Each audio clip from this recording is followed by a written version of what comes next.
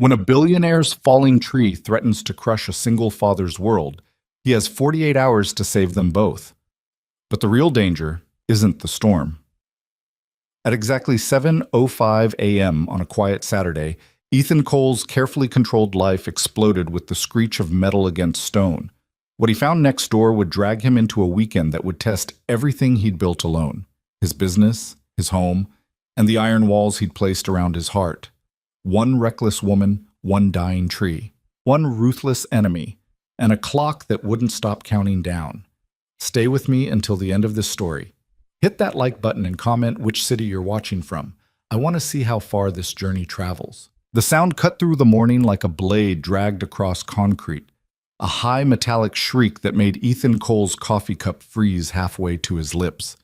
He stood at his kitchen window, the steam rising into his face as he stared toward the source of the noise. 7:05 on a Saturday morning. The neighborhood should have been silent except for bird song and the distant hum of sprinklers on timers. Instead, something next door was dying loudly. Ethan set the cup down and moved to the side window, the one that looked directly into the property that had sat empty for 3 months. The sold sign had appeared 2 weeks ago, and he'd been cautiously optimistic. The previous owners had been quiet, retired, invisible. Perfect neighbors for a man who needed his world predictable and his boundaries respected.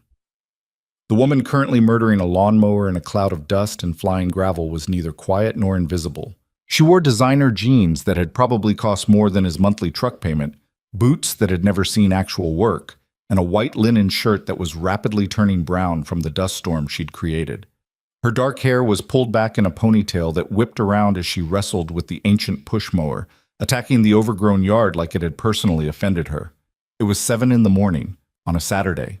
Ethan watched as she hit another rock. The mower made a sound like a car crash in slow motion, jumped violently to the left, and died with a pathetic sputter. The woman, his new neighbor apparently, kicked the front wheel, then immediately hopped on one foot, clearly regretting that decision. He should go back to his coffee. This wasn't his problem. He had exactly 2 hours before his daughter Mia woke up, 2 hours of precious silence to review the week's invoices, plan next week's jobs, and maybe, if he was lucky, sit in his truck for 10 minutes doing absolutely nothing. His Saturday mornings were sacred, carefully structured, the only time he had complete control over his schedule. The woman kicked the mower again, harder this time, with her other foot. Ethan sighed, grabbed his work boots from by the door, and headed outside. The morning air was cool, touched with the last whisper of spring, before summer's heat would settle over everything like a weight. His lawn was perfect. He'd mowed it Wednesday evening, edges crisp, not a weed in sight. The contrast with the disaster next door was almost painful to look at. She didn't notice him at first.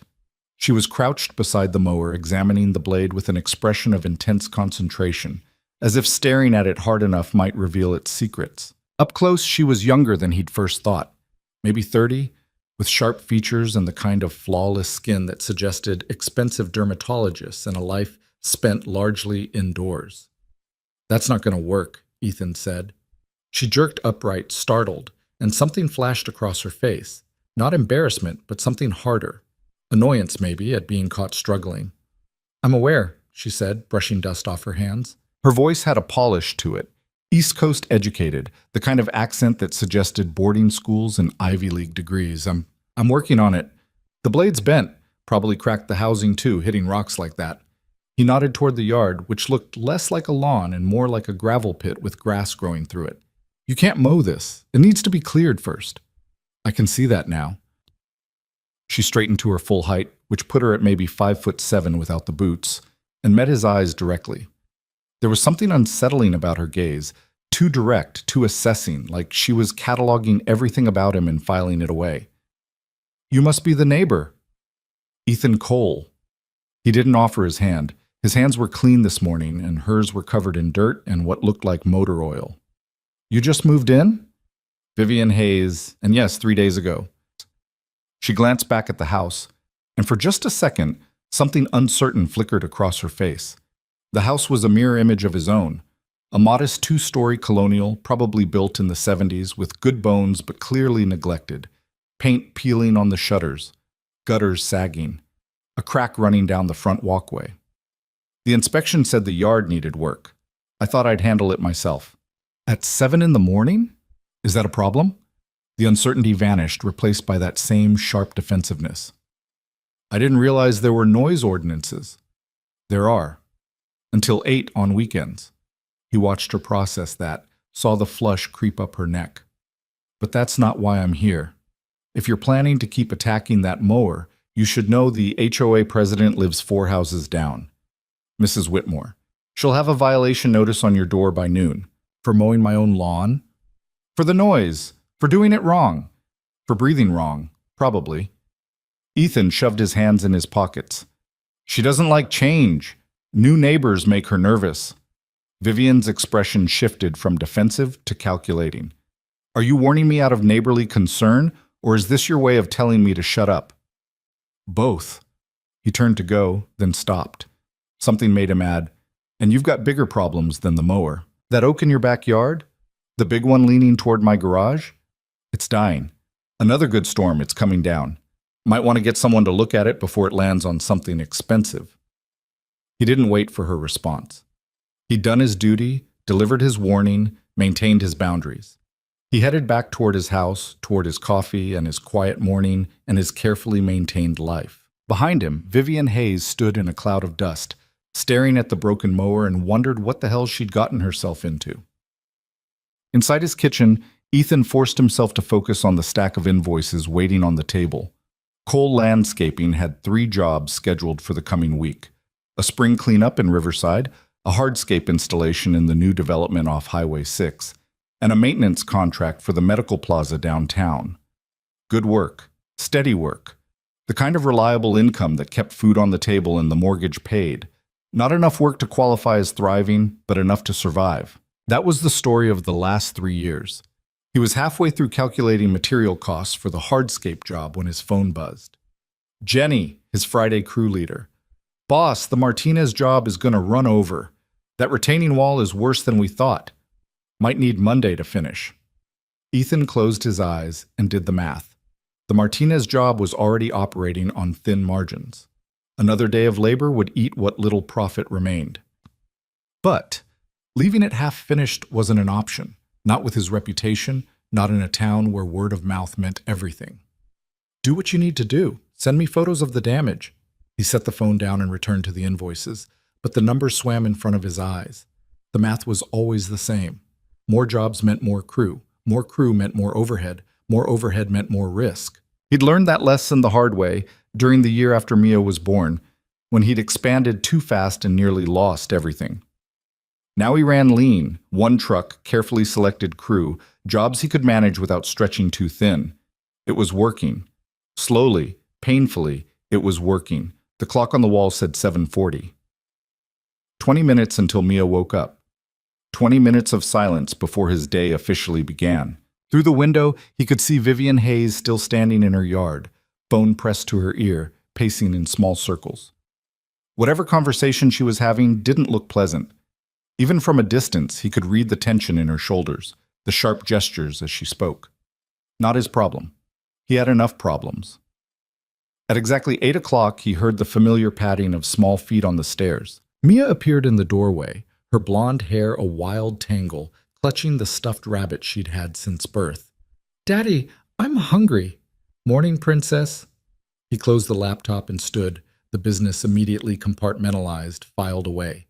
This was his real job, the one that mattered. "Pancakes? With blueberries? Is there any other kind?" She climbed into her chair at the table, the rabbit positioned carefully beside her plate. At 7 years old, Mia was all knees and elbows, growing so fast he could barely keep her in clothes that fit. She had her mother's coloring, that golden hair, those wide blue eyes, but her steady, observant nature was all Ethan. She watched him mix the batter with the same focused attention she brought to everything.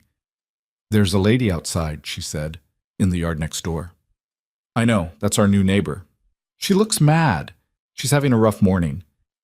Mia considered this while Ethan poured the first pancake onto the griddle. "Are you going to help her?"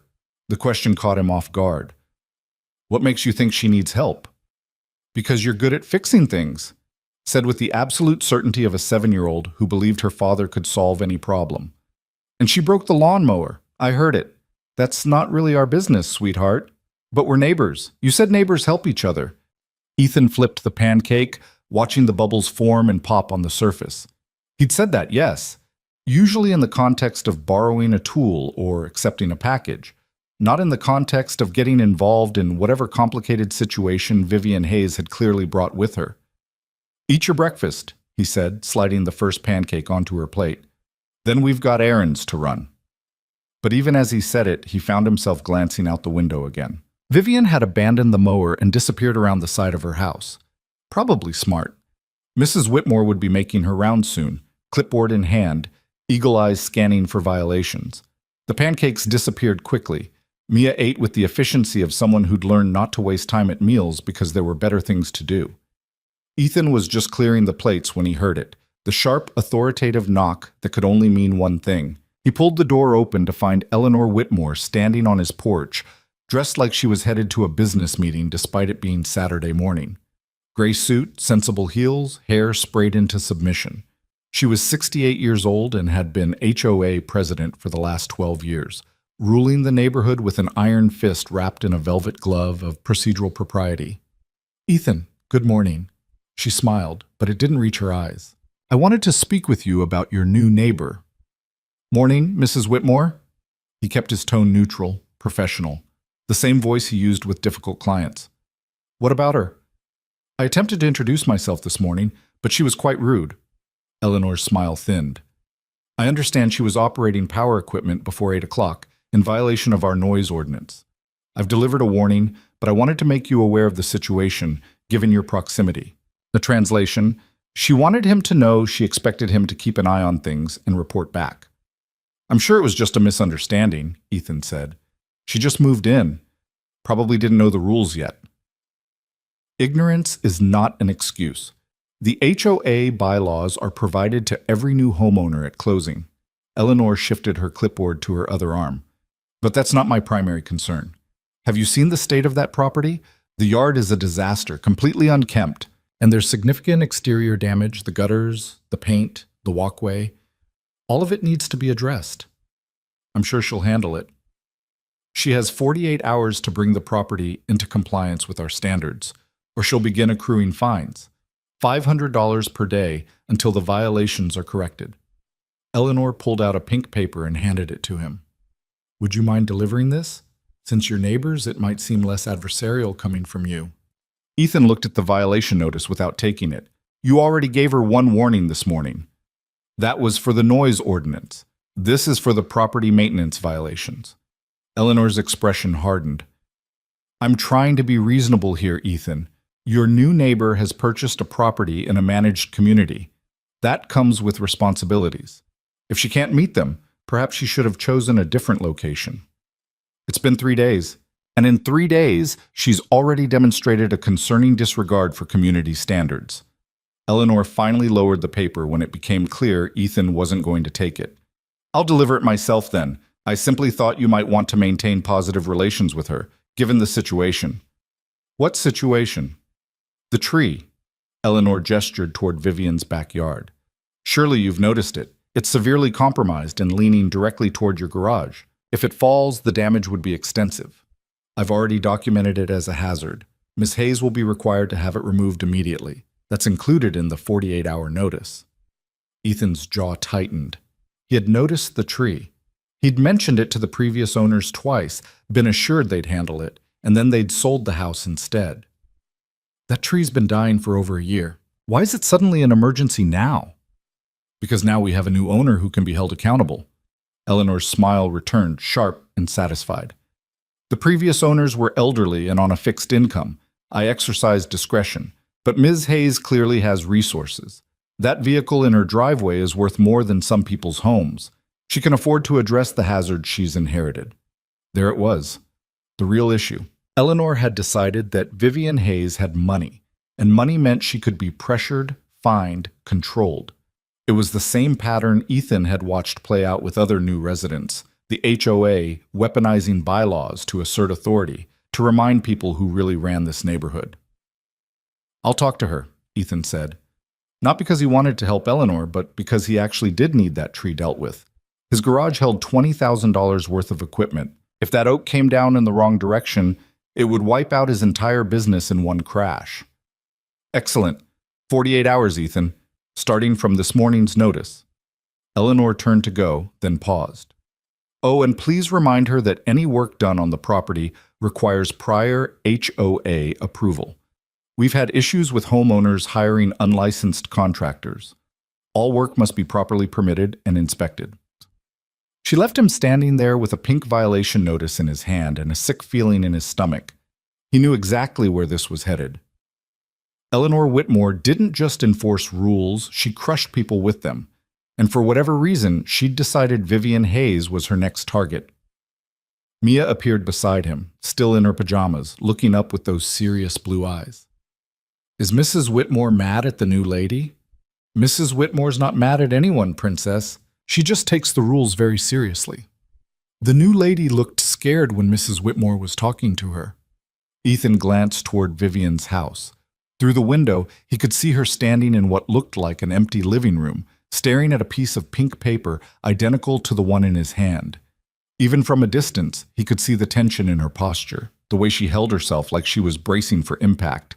Not his problem. He had his own problems. A business to run, a daughter to raise, a carefully balanced life that didn't have room for complications. He closed the door and went back to his invoices. 20 minutes later, Ethan was loading Mia into his truck for their Saturday errands when he heard the crash. It came from Vivian's backyard. The unmistakable sound of wood splintering, followed by a string of creative cursing that would have been impressive if his 7-year-old daughter wasn't standing right there with her eyes wide. Stay in the truck, Ethan said, and headed next door before he could think better of it. He found Vivian standing beside a ladder that had clearly just collapsed, staring up at her gutters with an expression of pure fury. A section of rotted gutter hung at a dangerous angle, and the ladder lay in pieces on the ground. You okay? Ethan called out. She spun around, and he saw that she'd changed clothes, now wearing work jeans and a t-shirt that had seen better days. Her hair was still pulled back, but strands had escaped, and there was a smudge of dirt across her cheek. She looked exhausted, furious, and maybe a little bit desperate. Define okay, she said. Because if okay means not currently impaled by broken gutters, then yes. If it means anything else, absolutely not. Ethan walked closer, examining the damage. The ladder was cheap aluminum, the kind you bought at a big box store for $30. It had folded on itself like cheap aluminum ladder tended to do when you climbed too high on it. You were trying to fix the gutters yourself? The violation notice says I have 48 hours to address all exterior maintenance issues. The gutters are exterior. Therefore, she gestured at the destruction around her. This. At this rate, you're going to put yourself in the hospital before you fix anything. At this rate, I'm going to burn this house down and collect the insurance. But there was no real heat in it, just bone-deep weariness. She sank down onto the back steps, pulling off her work gloves. I'm sorry about this morning. The noise. I didn't know about the ordinance. Mrs. Whitmore explained it to you, I'm guessing. Mrs. Whitmore explained a lot of things, very thoroughly, with visual aids.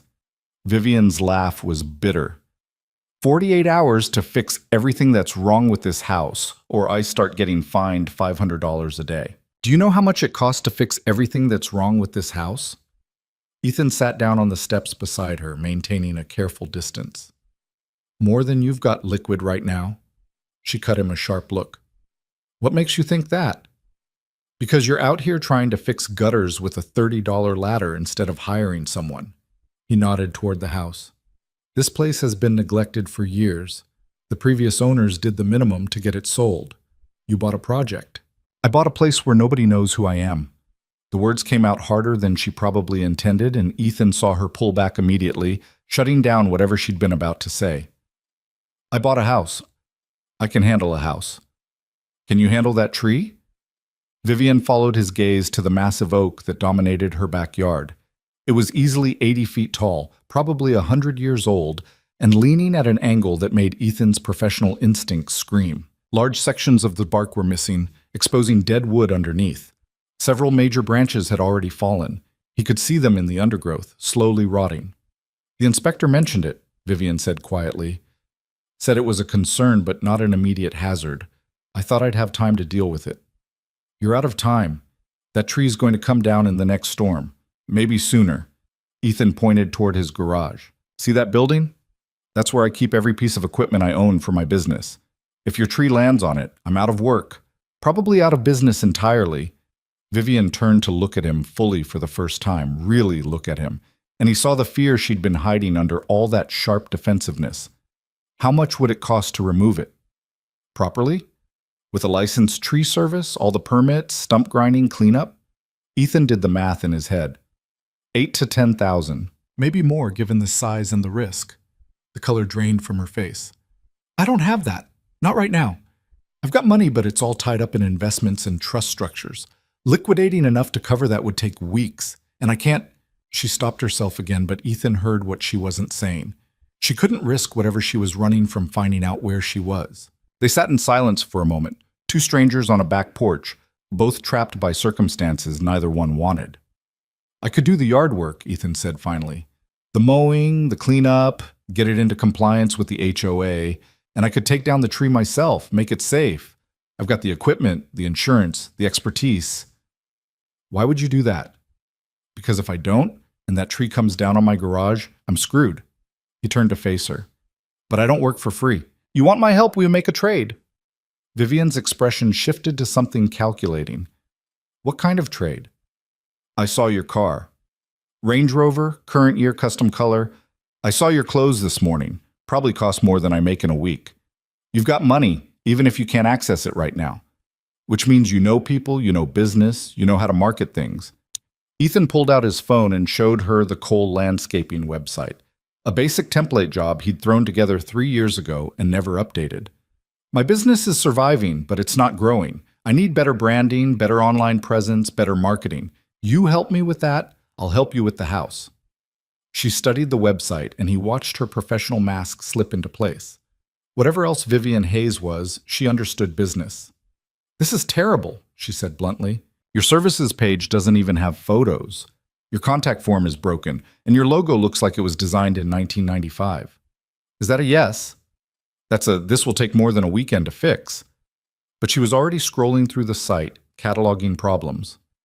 I'd need to restructure everything. New brand identity, complete website overhaul, social media strategy, probably some professional photography of your work.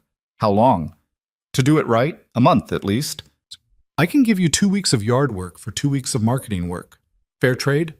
Vivian looked from the website to her disaster of a yard to the dying tree that threatened both their properties.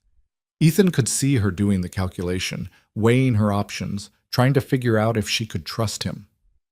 If I agree to this, I need your word that you'll actually finish the work, she said. I've had enough people make promises they don't keep. I keep my promises. It's all I've got. Ethan stood and offered his hand. We start tomorrow, Sunday morning, 7 a.m. I'll bring my crew. We'll have this yard HOA compliant by Monday morning. The tree comes down next weekend. She stared at his hand for a long moment, then took it. Her grip was firm, her palm smooth against his calloused one. Tomorrow, 7 a.m. I'll have coffee. Make it strong. It's going to be a long day. He headed back toward his truck, where Mia was watching through the window with unabashed curiosity. He could feel Vivian's eyes on his back, could sense her calculating, assessing, trying to figure out what angle he was working. There was no angle, just a man trying to protect what he'd built, and maybe, despite his better judgment, helping someone who clearly needed it. As he buckled Mia into her car seat, she said, "You're going to help the new lady?" "Just with the yard, Princess. Nothing more." She seems sad. Ethan paused, his hand on the door. "What makes you say that?" "She has the same face you had when Mommy left," said with the brutal honesty of a child who didn't yet understand that some observations were meant to stay private. Like she's trying really hard to be okay, but isn't. Ethan closed the door without responding and climbed into the driver's seat. In the rearview mirror, he could see Mia watching him with those serious eyes, waiting for an answer he didn't have. His daughter was right, though. Vivian Hayes was running from something, hiding from something, scared of something. He recognized it because he'd been there himself 3 years ago when his wife had walked out without warning and left him holding a 4-year-old and a business that was barely surviving. He'd learned the hard way that you couldn't save people who didn't want to be saved. You could only save yourself, protect what mattered, and keep moving forward. Tomorrow, he'd help fix Vivian's yard because it protected his garage. He'd help remove the tree because it protected his business. Nothing more. That's what he told himself as he drove away, as he ran errands with Mia, as he spent the rest of the day preparing for tomorrow's work. He almost believed it. That night, after Mia was asleep, Ethan stood in his backyard and looked at the dying oak tree. The moon was bright enough that he could see the lean clearly, could trace the probable fall line with his eyes. Straight toward his garage. Straight toward everything he'd built. His phone rang. Jenny, his crew leader. "Boss, I know it's late, but I wanted to give you a heads up. The Martinez job is worse than we thought. That whole retaining wall needs to be rebuilt from the footer up. We're looking at 3 more days, minimum." Ethan closed his eyes and did the math. 3 more days at their current rate would turn a break-even job into a significant loss. But walking away from a half-finished project would destroy his reputation faster than any financial hit. "Do it right," he said. "I'll figure out the numbers." After he hung up, he stayed there in the darkness, looking at that tree, thinking about tomorrow. Thinking about the woman next door who'd bought a broken house to escape from something she wouldn't name. Thinking about his daughter's observation that Vivian Hayes wore the same expression he'd worn when his world had collapsed. The smart play was to do the minimum, make the yard safe, remove the tree, take whatever branding help she offered, and maintain his boundaries. Don't get involved. Don't get curious. Don't let anyone pass the walls he'd built. The smart play. The safe play. At 7:05 a.m. tomorrow, he'd find out if he was still capable of playing it smart. Ethan's alarm went off at 5:30 Sunday morning, 2 full hours before he'd told Vivian to expect him. Old habits. He'd learned years ago that the early hours belonged to him alone. Time to think, to plan, to prepare before the world woke up and started making demands. He moved through his morning routine in the dark, not wanting to wake Mia. Coffee first, strong and black, while he loaded his truck with the equipment he'd need. The commercial mower, the edger, heavy-duty rakes, his chainsaw for the preliminary work on smaller branches. His movements were automatic, efficient, the product of 1,000 similar mornings. By 6:15, he was sitting in his truck in the driveway, reviewing his plan. Clear the rocks and debris first, then tackle the overgrown grass in sections. The hedges would need aggressive trimming. The flower beds were salvageable but would require hours of weeding. And that tree, he'd start with the dead branches today. Make it safer. Buy them time to plan the full removal properly. A light came on in Vivian's kitchen window. Ethan watched her move past the window, a shadow against the bright interior. She was up early too. Probably couldn't sleep, dreading the day ahead, wondering if she'd made a mistake trusting a stranger with a handshake deal and no contract. He wouldn't blame her for the doubt. He had plenty of his own. At 6:45, his phone buzzed. Marcus, one of his regular crew members. "Boss, can't make it today. Kid's got a fever. Sorry for the short notice." Ethan stared at the message and recalculated. He'd been counting on Marcus and Jenny to help knock out the heavy work. Jenny was already committed to finishing the Martinez job. Now Marcus was out, which left him working solo on a yard that realistically needed 3 people to finish in one day. No problem. Take care of your kid. He could call in Tommy, his backup guy, but Tommy was unreliable on weekends. Better to work alone than deal with someone showing up late or not at all. He'd just have to move faster, work smarter, maybe skip lunch. At exactly 7 a.m., Ethan knocked on Vivian's door. She answered immediately, like she'd been waiting right there. She'd dressed for work, old jeans, a faded college t-shirt, hair pulled back in a braid. Without the designer clothes and the defensive posture, she looked younger, more uncertain. Human. "You're punctual," she said. "I'm always punctual. It's one of my selling points." He gestured toward the yard. "I'm down 2 crew members, so it's just me today. It'll take longer, but I'll get it done." Something flickered across her face. Surprise, maybe, that he was telling her straight instead of making excuses. "I can help." You don't need to. I'm not going to sit inside and watch you work all day. Just tell me what to do." She grabbed a pair of work gloves from a table by the door. "I'm not completely useless with manual labor. I had summer jobs in college." "Doing what?" Administrative work, mostly. Filing, data entry. She caught his expression and smiled slightly. Okay, so maybe I am completely useless with manual labor, but I can follow instructions. And I've got a strong back and a lot of motivation to avoid $500 daily fines. Ethan considered her for a moment, weighing the pros and cons. Having help would speed things up, even if that help was inexperienced.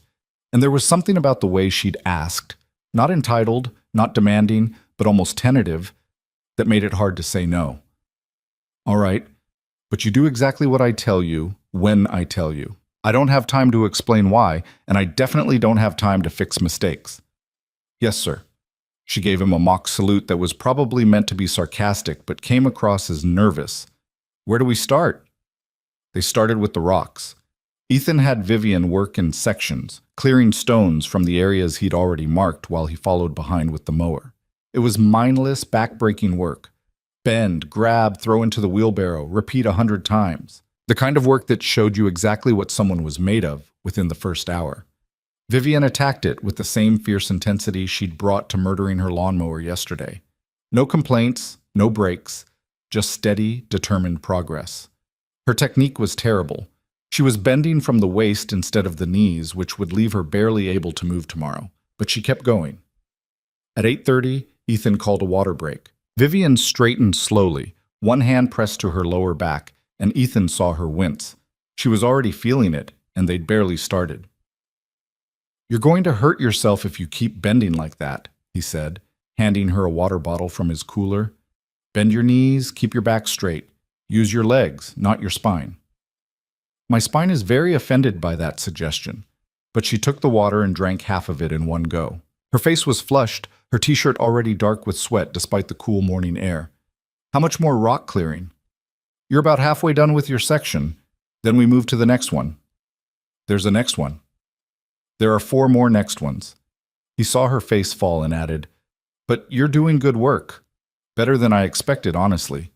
She looked at him sharply, trying to figure out if that was a compliment or an insult. What exactly were you expecting? Someone who'd last about 20 minutes before giving up and going inside.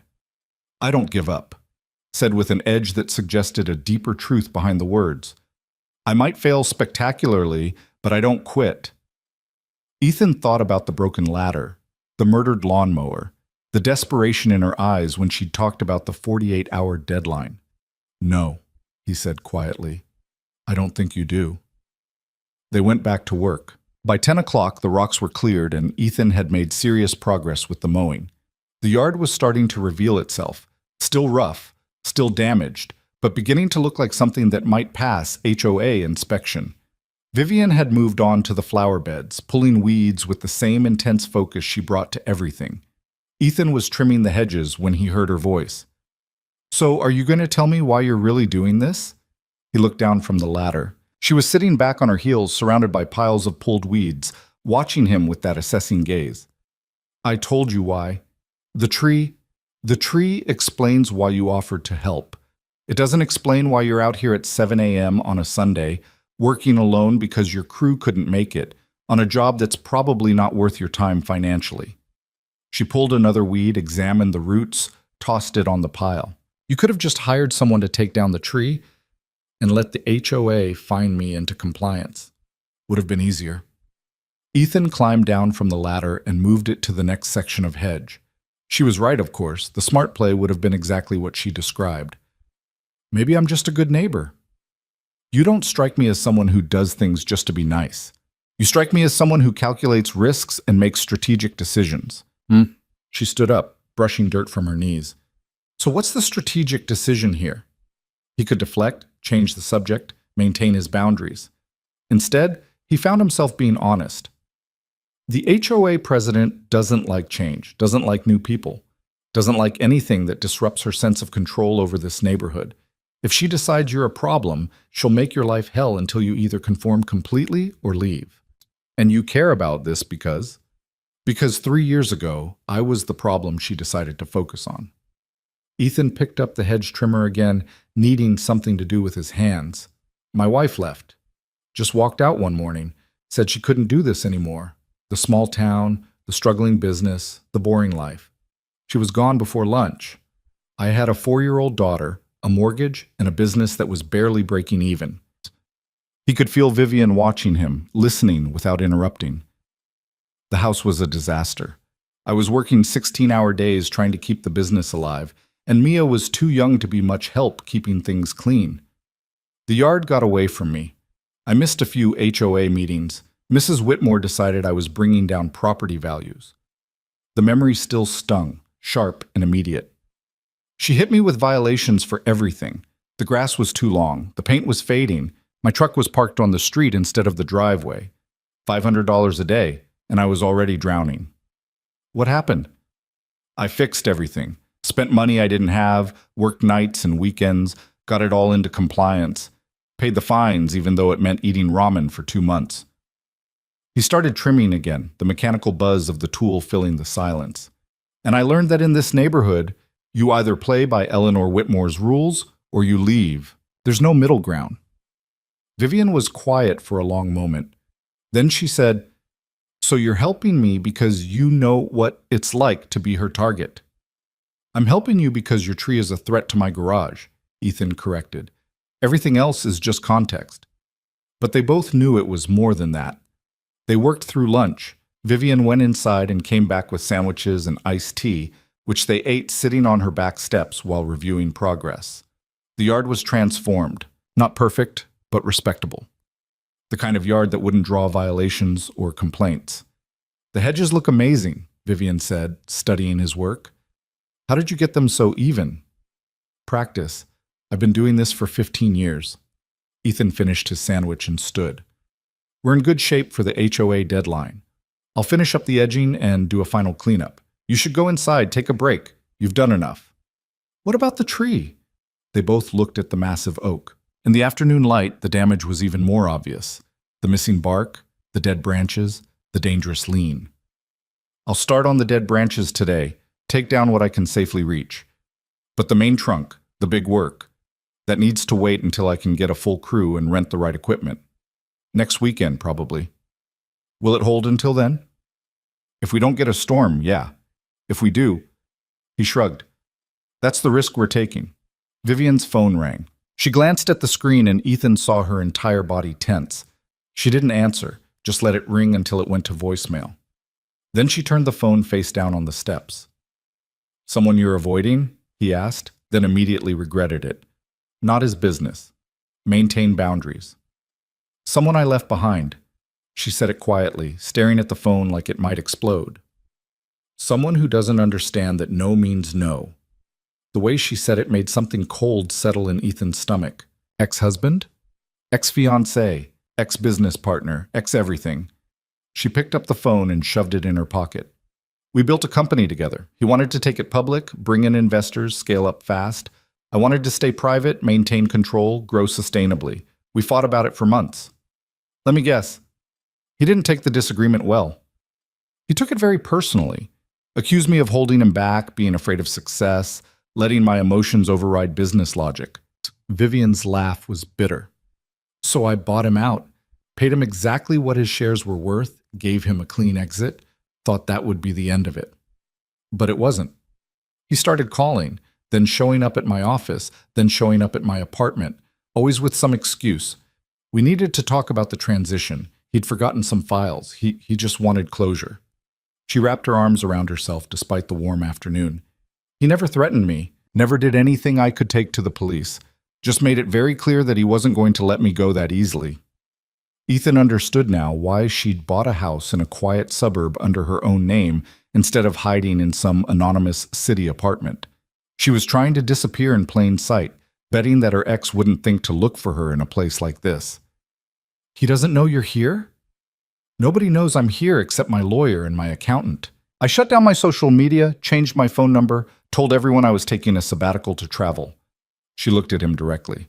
"So if anyone comes around asking about me, I'd appreciate it if you played dumb." "I can do that." He hesitated, then added, "But if he shows up and starts causing problems, you call the police. Don't try to handle it yourself." "Is that what you did when your wife left? Called the police?" The question caught him off guard. "That's different." "How?" "She left. She didn't stalk me or harass me or make me afraid. She just left. The old wound never quite healed. One morning she was there, the next morning she wasn't. Found a note on the kitchen counter saying she couldn't do this anymore. By the time I read it, she was already halfway to California.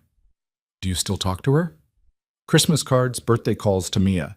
She sends money sometimes when she remembers. Ethan picked up his tools, needing to move, to work, to do anything but stand here excavating old pain. She's got a new life out there, new job, new boyfriend, new everything. Mia's just a piece of the old life she left behind. That's terrible. That's reality. He headed toward the tree, toward the work that needed doing. Come on, I want to get those dead branches down before dark. They spent the rest of the afternoon working on the tree. Ethan climbed into the lower branches with his chainsaw, while Vivian stayed on the ground, dragging away the cut branches and stacking them for disposal. It was dangerous work, requiring complete focus, and Ethan was grateful for the excuse not to talk. But he was aware of her presence in a way that made him uncomfortable. The way she watched him work, making sure he was safe. The way she anticipated what he'd need before he asked for it. The efficiency with which she cleared the fallen branches, learning the rhythm of the work. She was smart, he realized. Not just educated, but genuinely intelligent, quick to learn, quick to adapt. And underneath the defensive armor, there was a kindness he hadn't expected. When his chainsaw jammed on a particularly stubborn branch, she didn't make jokes or get impatient. She just handed him water and waited while he worked through the problem. By 6 o'clock, they'd removed every dead branch Ethan could safely reach without specialized equipment.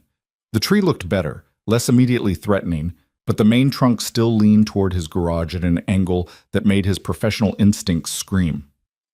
"It'll hold for now," he said, climbing down for the last time. "But we need to get it down next weekend. No exceptions." Vivian looked up at the remaining structure, and Ethan saw the fear flicker across her face again. "What if it doesn't hold? What if there's a storm?" "Then we both have a problem." He started packing up his tools, his body reminding him that he'd been working for 11 straight hours. But worrying about it won't change anything. All we can do is prepare for the worst and hope for the best. She helped him load the tools into his truck, neither of them talking, both exhausted. When everything was packed, Vivian pulled out her phone and opened a banking app. "What do I owe you for today?" "Nothing. We had a deal, remember? I do the yard work, you do the marketing work. That deal was for basic yard maintenance. What you did today was way beyond basic." She pulled up a payment screen. "At least let me cover your crew costs since they couldn't make it." "The deal stands. No money." Ethan closed his truck bed. "But I do expect you to hold up your end. That website redesign, the branding work, I need it done right." Something shifted in her expression, and for the first time that day, he saw the professional mask slip back into place. The billionaire who'd built a company, who understood business negotiations and strategic thinking. "I'll need access to all your current marketing materials," she said. "Website logins, social media accounts, any print materials you use. Also photos of your completed projects, before and after shots if you have them. And I'll want to interview you, get a sense of your brand voice, your target market, your competitive advantages." "I don't have photos. I just do the work and move on to the next job." She stared at him like he'd just admitted to operating without a business license. "You don't document your work? At all?" "I've got some stuff on my phone. Random shots I took for estimates or to show clients progress." "Send me everything you have. And starting tomorrow, you're going to photograph every single job. Before, during, and after. Multiple angles. Good lighting." She was already making notes on her phone, her exhaustion apparently forgotten. "We'll create a portfolio section on your new site, probably an Instagram account to showcase your work.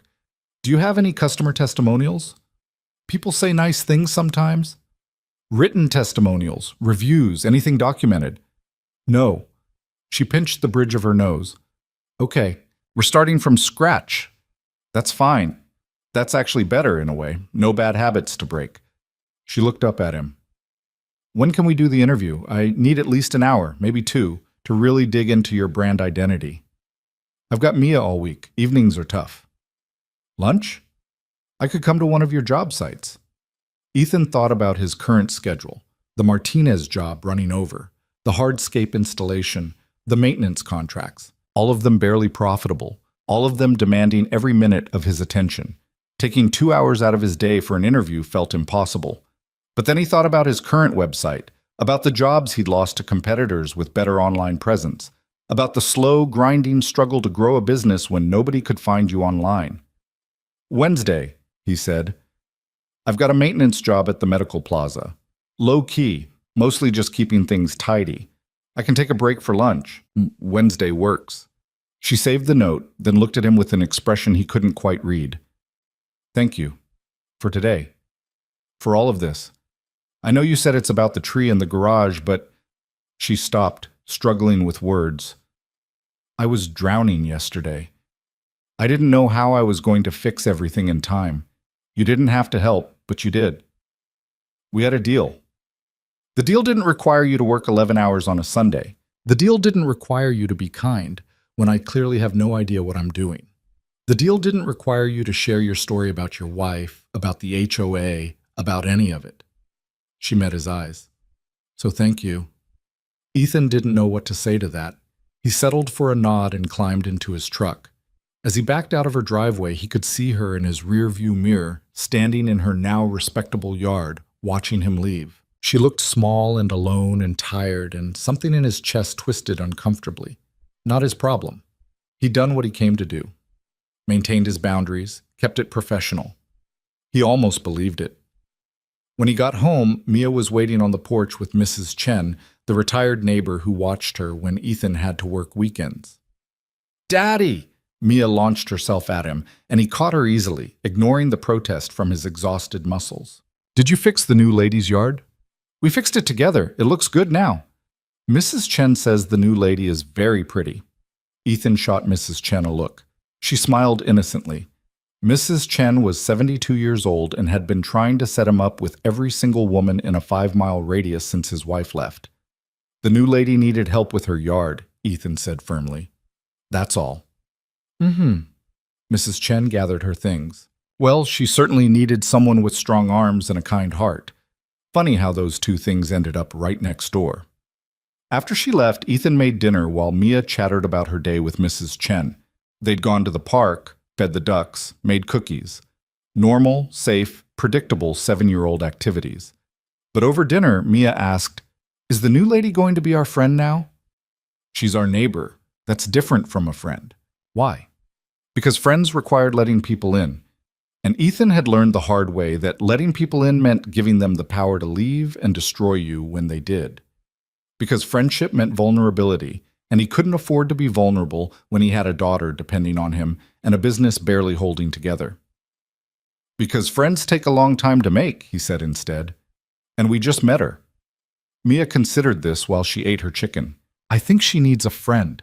She has the sad face." Out of the mouths of babes. Ethan changed the subject. That night, after Mia was asleep, Ethan sat at his kitchen table and went through the photos on his phone, looking for anything that might work for Vivian's portfolio project. He found 24 images, maybe, random shots of finished landscaping jobs, a few before and after comparisons he'd sent to clients, nothing professional or curated. This was what he had to work with. This was what Vivian had to transform into a brand that could compete with established companies that had actual marketing budgets and professional photographers. His phone buzzed. A text from an unknown number. "This is Vivian. Got your number from the business card you left. Just wanted to send you this." A photo appeared. The yard, taken from her front porch, golden in the evening light. It looked clean, maintained, welcoming. Like a home instead of a disaster. "Thank you. You saved me today." V. Ethan stared at that message for longer than he should have. Then he saved her number and went to bed, telling himself that everything was still under control, still professional, still safely within the boundaries he'd established. The week that followed proved him wrong on all counts. Monday morning, he got a call from the Medical Plaza Management Company. They were terminating his maintenance contract, effective immediately. No explanation, just a curt notification that they'd decided to go with another provider. That was $3,000 a month he'd just lost. $3,000 he'd been counting on to cover overhead while he tried to grow the business. He called Jenny, who was still at the Martinez job. "How much longer?" "Another day, maybe 2. This wall is worse than we thought, boss. I'm sorry. He called his other regular clients, checking to make sure they were happy, that there were no problems, that his other contracts weren't about to evaporate. Everything was fine, except for the medical plaza, which had given him no warning and no real reason. Tuesday, he drove to the medical plaza after hours just to look at the property. The landscaping was immaculate. He'd made sure of that. No weeds, perfectly edged seasonal flowers rotated on schedule. There was no reason to drop him except that someone else had undercut his price. This was how it worked in a small town. Some company from the city would come in, offer rock-bottom prices to steal contracts, then jack up the rates after a few months or deliver garbage work. Ethan had seen it happen a dozen times, but knowing the pattern didn't help when he was the one being undercut. Wednesday morning, he was at his hardscape installation job, setting pavers in the summer heat, when Vivian showed up at exactly noon. She'd dressed professionally, slacks, a blouse, low heels. She looked like someone who belonged in a boardroom, not at a construction site. She was carrying 2 coffees and a bag from the sandwich shop downtown. "Lunch meeting," she announced. "I brought caffeine and food. Do you have somewhere we can sit?" Ethan's crew, Tommy had finally shown up along with a new guy named Carlos, watched with undisguised curiosity as he led Vivian to his truck. They sat in the cab with the windows down, the lunch bag between them. "I did some research on your business," Vivian said, pulling out a tablet. "Checked your online presence, looked at your competition, analyzed market positioning. Want the good news or the bad news first?" "Bad news. Your online presence is almost non-existent. Your website is buried on page 5 of search results. You have 17 reviews across 3 platforms, which is way below average for a business your size. Your social media is dead. Last Instagram post was 18 months ago, and it was a blurry photo of a lawnmower." She swiped through screens filled with data and analysis. Basically, if someone doesn't already know about you through word of mouth, they're never going to find you. Ethan had known all of this, but hearing it laid out so clinically still stung. "And the good news? The 17 reviews you do have are glowing. 5 stars across the board, lots of detailed testimonials about quality work, reliability, fair pricing. Your reputation among people who know you is stellar." She pulled up a spreadsheet. "So the problem isn't your work. It's visibility. Nobody knows you exist. I've gotten by on referrals. Referrals are great for survival. They're terrible for growth." She leaned back, studying him. "Tell me about your ideal client. If you could pick the perfect customer for Cole Landscaping, what would they look like?" Ethan thought about it.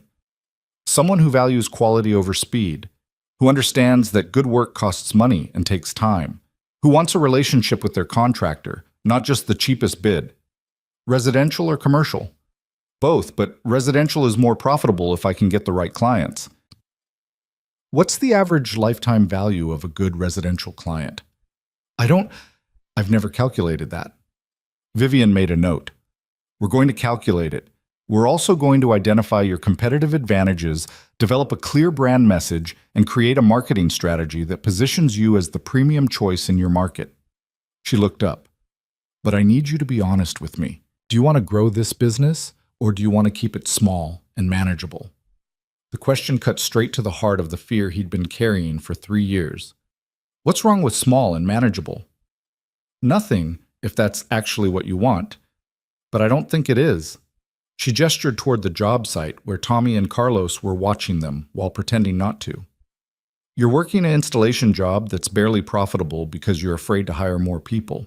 You're trying to do everything yourself because you don't trust anyone else to care as much as you do. You're leaving money on the table every single day because you're scared of making the same mistakes you made before. You don't know what mistakes I made before. I know you almost lost everything. I know your wife left because she couldn't handle the struggle. I know the HOA nearly crushed you when you were already down." Her voice was gentle but relentless. "And I know that kind of trauma makes you careful, makes you risk-averse, makes you choose safety over growth every single time." Ethan's hands tightened on the steering wheel. "You've known me for 4 days. I've known people like you my whole life, people who got burned and decided never to risk the fire again." She closed the tablet. "I'm not judging you, I get it. But if you want me to help you grow this business, you're going to have to decide if you're ready to actually grow. Because half measures won't work. Either we do this right, or we don't do it at all." They sat in silence, the summer heat pressing in through the open windows. Ethan could hear his crew working, the sound of pavers being set, the scrape of tools against stone. "I want to grow," he said finally, "but I can't afford to fail. I've got Mia depending on me. I've got a mortgage, overhead, insurance. I can't take risks that might blow up in my face." "Then we'll take smart risks, calculated risks, risks with contingency plans and exit strategies." Vivian pulled out a contract she'd apparently drafted. "I'm proposing a 6-month engagement. I'll handle all your branding, marketing, and online presence. In exchange, you continue to handle the tree removal and any other landscaping work I need. We'll track metrics monthly: website traffic, lead generation, conversion rates, revenue growth. If we're not seeing results by month 3, we reevaluate." Ethan read through the contract. It was thorough, professional, exactly the kind of document someone with her background would produce. "What's your success rate with this kind of project?" "Honestly, I've never done this before." He looked up sharply. "What?" "I've built brands for tech companies, helped with product launches, advised on market positioning, but I've never worked with a small local contractor before." She met his eyes. "This is new territory for both of us, which means we're both taking a risk. I'm just more comfortable admitting it." Despite everything, Ethan found himself smiling. "At least you're honest." "Always. It's one of my more annoying qualities." She held out a pen. "So what do you say? Ready to take a smart, calculated risk?" Ethan took the pen and signed the contract before he could think better of it. Over the next 3 days, Vivian Hayes invaded his business with the same intensity she'd brought to clearing rocks from her yard. She set up a professional email account to replace the Gmail address he'd been using. She created social media accounts and actually posted to them photos of his work, customer testimonials, before and after shots. She redesigned his logo, his business cards, his truck magnets, and she made him take photos. Dozens of photos. Every job, every angle, every stage of the process. "Instagram is visual," she explained, directing him to photograph a retaining wall from 3 different positions. "People need to see your work to understand the value. Stop being embarrassed and start documenting." She showed up at his job sites unannounced, interviewing his clients about their experience with Cole landscaping. She got testimonials, referrals, and permission to use their properties as portfolio pieces. She was shameless in a way that made Ethan uncomfortable, but also grudgingly impressed. By Friday, his new website was live. It was clean, professional, mobile-optimized, and filled with the photos she'd forced him to take all week.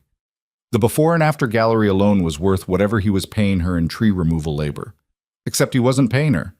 That was the strange part. This was supposed to be an equal trade, but what she was giving him felt disproportionately valuable. He said as much when she stopped by Friday evening to show him the analytics from the first week. "Your website has had 300 unique visitors in 5 days," she said, showing him the dashboard. 12 people filled out your contact form. That's a 4% conversion rate, which is actually pretty good for a new site." "And what did you get out of this week?" Ethan asked. "I haven't even scheduled the tree removal yet." "I gotta remember why I loved this work." She said it quietly, almost to herself. Building something from nothing, solving problems, seeing immediate results from strategic thinking. She looked up at him. "I spent the last 3 years fighting with my ex about scaling and investors and market share. I forgot that the best part of business is just helping people succeed." Before Ethan could respond, his phone rang. He glanced at the screen and felt his stomach drop. Eleanor Whitmore. He answered on speaker. "Ethan, we need to talk. I've received a complaint about illegal business activity being conducted from Ms. Hayes' property. Specifically, allegations that she's operating an unlicensed consulting business from her residence in violation of our commercial activity restrictions." Eleanor's voice was crisp, professional, and utterly implacable. "I'm required to investigate all complaints. I'll need to inspect her property tomorrow morning at 9 a.m. Make sure she's available." The line went dead. Ethan and Vivian stared at each other across his kitchen table. Through the window, they could see her house, her now perfect yard, her temporary sanctuary. Who would complain? Vivian asked, but they both knew the answer. Eleanor Whitmore had found her weapon, and she was preparing to use it.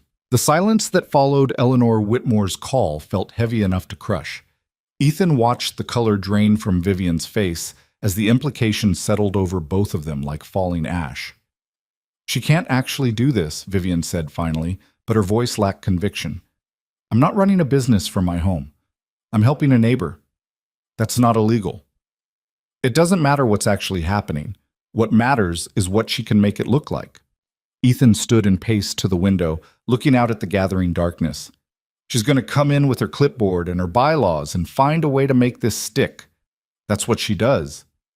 But I have documentation, the contract we signed. It's clearly a trade agreement between neighbors, not a commercial enterprise." "You think she cares about documentation? She'll call it a consulting business operating from a residential property. She'll say you're providing professional services for compensation, which violates the zoning restrictions." He turned back to face her. "And even if we fight it and win eventually, the process will take months. Months of fines. Months of violations on your record. Months of her making your life miserable." Vivian's hands were shaking. She clasped them together on the table, knuckles white. "So what do I do?" "We could stop. Call off the arrangement, tell her it's over, hope that satisfies her." "And then what? My website goes back to being invisible? Your tree still threatens your garage? We both just accept that she gets to control everything?" The fear in Vivian's eyes was hardening into something else. Anger. Defiance. "I didn't leave my ex and everything I built just to let some petty tyrant dictate how I live." Ethan recognized that look. He'd worn it himself 3 years ago, right before Eleanor Whitmore had systematically destroyed his defiance and taught him the cost of resistance. "I need to think," Vivian said, standing abruptly. "I need to figure out how to fight this." "Vivian, thank you for the warning. I'll handle the inspection tomorrow." She was already moving toward the door, retreating into herself, pulling up the armor she'd worn when she first arrived. "This isn't your problem to solve. Like hell it isn't. She's using me to get to you, using our agreement as the weapon." Ethan followed her to the door. "We're in this together now, whether you like it or not." She paused with her hand on the doorknob, her back to him. "I don't want you to lose your business because of me." "Then help me understand what we're dealing with. What exactly did you do for me this week that Eleanor could claim is professional consulting?" Vivian turned and he could see her mind working, cataloging, assessing. Website design, brand development, social media strategy, client interviews, content creation, analytics setup. She closed her eyes. "Everything. I did everything a professional marketing consultant would do." "And you have invoices, documentation showing this was a trade, not a paid service?" "I have the contract, but that's it." She met his eyes. "I didn't invoice you because we agreed on a trade. I didn't track hours because I wasn't billing you. I just did the work," which meant Eleanor could argue that Vivian was operating a consulting business and simply hiding the financial transactions. The perfect violation, impossible to definitively disprove. "Go home," Ethan said quietly. "Get some rest. We'll figure this out tomorrow." But after she left, he stood at his window watching the lights come on in her house, and he knew there was no good solution. Either they ended the arrangement and Eleanor won by intimidation, or they fought and Eleanor won by process. The only variable was how much damage she'd inflict along the way. His phone buzzed, a text from Jenny. "Martina's job is finally done. Only ran 2 days over. Moving to the hardscape tomorrow. You good?" No. He wasn't good. He just lost a major maintenance contract, possibly lost his license if Eleanor pushed the illegal business angle hard enough. And he dragged his neighbor into a war she didn't understand and couldn't win. "I'm good. See you tomorrow." He checked on Mia, sleeping soundly, her stuffed rabbit tucked under her chin, and then spent the next 2 hours researching HOA bylaws and zoning restrictions, looking for any loophole, any precedent, any argument that might work. He found nothing that would help. The bylaws were clear: no commercial activity in residential properties without board approval. And the board was Eleanor Whitmore. At midnight, he gave up and went to bed, but sleep didn't come. He lay in the darkness listening to the house settle around him, thinking about Vivian alone next door, probably doing the same thing. Both of them trapped in a situation that had seemed so simple a week ago. Help with a yard in exchange for help with marketing, a straightforward trade between neighbors. Except nothing was ever that simple. Morning came too early. Ethan was up at 5:30, making coffee and reviewing his schedule, trying to focus on the work he could control. The hardscape installation was behind schedule. The Martinez job had eaten his profit margin. He needed to line up new contracts to replace the medical plaza, and fast. At 8:30, he saw Eleanor Whitmore's silver sedan pull up in front of Vivian's house. She emerged with her clipboard, accompanied by two other people, a man in a suit who was probably the HOA attorney, and a woman with a camera. They were documenting everything, building their case with professional thoroughness. Ethan's phone rang. Vivian. She brought a lawyer and a photographer. I know. I can see them from my window. What do I do? The fear was back in her voice, cutting through the anger. Just let them in? Do I need my own lawyer? Let them in. Be polite. Answer questions directly, but don't volunteer information. Don't admit to anything that could be used against you. He paused. And Vivian? Don't let her intimidate you. That's her whole strategy. Easy for you to say. You're not the one under investigation. I've been exactly where you are. I know how this feels. Just breathe and get through it. The call ended. Through his window, Ethan watched Vivian open her door and let Eleanor's delegation inside. He should go back to his own business, trust Vivian to handle herself, maintain the boundaries he'd fought so hard to establish. Instead, he texted Jenny that he'd be late to the job site, dropped Mia at Mrs. Chen's house, and positioned himself in his backyard where he could see Vivian's property without being obvious about it. The inspection lasted 45 minutes. Ethan watched through the windows as Eleanor moved from room to room, the photographer documenting everything, the lawyer taking notes. He saw them spend extra time in what looked like Vivian's home office, saw Eleanor pointing at things while the photographer captured images. When they finally emerged, Eleanor looked satisfied. Vivian looked like she'd been gutted. Ethan waited until Eleanor drove away, then headed next door. Vivian answered his knock looking pale and shaken, a pink citation notice in her hand. They found my laptop open with your website analytics dashboard visible. Found my notebook with branding notes for Cole Landscaping. Found draft social media posts on my desk. She handed him the citation. I'm being fined $500 per day for operating an unlicensed business, plus an additional $500 per day for conducting commercial activity in a residential zone. Effective immediately. They've scheduled a hearing for 2 weeks from now to determine if the violations warrant further action. Ethan read the citation, his jaw tightening with every word. $1,000 per day. $14,000 before she'd even get a hearing. And the hearing was just formality. Eleanor had already made her decision. This is insane. This is a clear abuse of power. This is legal. Vivian's voice was hollow. I read the bylaws last night. She's within her rights to enforce them. The fact that she's enforcing them selectively doesn't matter unless I can prove discrimination, which I can't. So what are you going to do? Pay the fines until the hearing. Hope I can convince the board to be reasonable. She laughed bitterly. Or just sell the house and leave. Cut my losses before this gets worse. You're not leaving. Why not? I've been here 2 weeks. I don't have roots here. I don't have anything tying me to this place except a falling down house and a neighbor who tried to help me and ended up making everything worse. The words stung more than they should have. I didn't make this worse. Eleanor did. You gave her the ammunition. If we hadn't made that deal, if you'd just left me alone to figure things out on my own, you'd have been fined for the yard violations anyway. You'd still have the tree threatening to fall. You'd still be drowning in problems you didn't know how to solve. Ethan stepped closer, forcing her to meet his eyes. I helped you because it was the right thing to do, because you needed help and I could provide it. Don't rewrite history just because it got complicated. Vivian's anger crumbled, leaving only exhaustion. I'm sorry. You're right. This isn't your fault. She sank down on her porch steps. I'm just scared. I've got enough money to pay the fines for a while, but not forever. And if she wins at the hearing, if she gets my house classified as a commercial property or gets me evicted for violations, she won't. You don't know that. I know that I'm not going to let her crush you the way she tried to crush me. Ethan sat down beside her.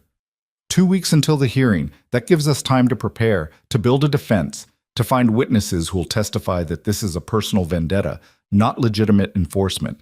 Who's going to testify against the HOA president? Everyone in this neighborhood is terrified of her. Not everyone. He pulled out his phone and started scrolling through contacts. Mrs. Chen next door? She's been fighting Eleanor for years over her garden gnomes. Tom Rodriguez 3 streets over? She fined him into bankruptcy over a fence dispute. The Patels, the Johnsons, the Kramers, she's made enemies. We just need to find them and convince them to speak up. For the first time since the inspection, something like hope flickered across Vivian's face. You think that could work? I think it's better than giving up. He stood and offered his hand. Come on, we've got work to do. They spent the weekend building their case. Ethan reached out to every neighbor he knew who'd had conflicts with Eleanor, while Vivian compiled documentation of their agreement. The contract, emails, text messages, anything that showed their arrangement was a legitimate trade between neighbors. Some people refused to get involved. The fear Eleanor had cultivated over years of enforcement ran deep, but others, the ones who'd been burned badly enough to still carry grudges, agreed to provide statements. Mrs. Chen offered to testify about selective enforcement. Tom Rodriguez provided documentation of his fence dispute. The Kramers shared their story about being fined for Christmas decorations that other houses had displayed without consequence. By Sunday evening, they had 8 people willing to speak at the hearing. Not a majority, not even close, but enough to establish a pattern of discriminatory enforcement. It's a start, Vivian said, reviewing their collected evidence on her laptop. They were working at her kitchen table, surrounded by documents and empty coffee cups, the late afternoon sun slanting through the windows. But we need more. We need to prove that what I did for you doesn't constitute a commercial business. What if we get character witnesses? People who've hired me for legitimate work, who can testify that I paid them normally, that your work was clearly different? That could help. But Eleanor will argue that the payment method doesn't matter, that I provided professional services in exchange for compensation, which is the definition of business activity. Ethan leaned back in his chair, frustrated. There has to be a precedent for this. Neighbors help each other all the time. Someone watches your kids, you mow their lawn. Someone fixes your computer, you bake them dinner. That's not running a business. But those are casual favors, not formalized agreements with documentation. Vivian pulled up the contract they'd signed. This is detailed, professional, legally binding. Eleanor will use our own thoroughness against us. They worked in silence for a while, both searching for the angle that would make their case unassailable.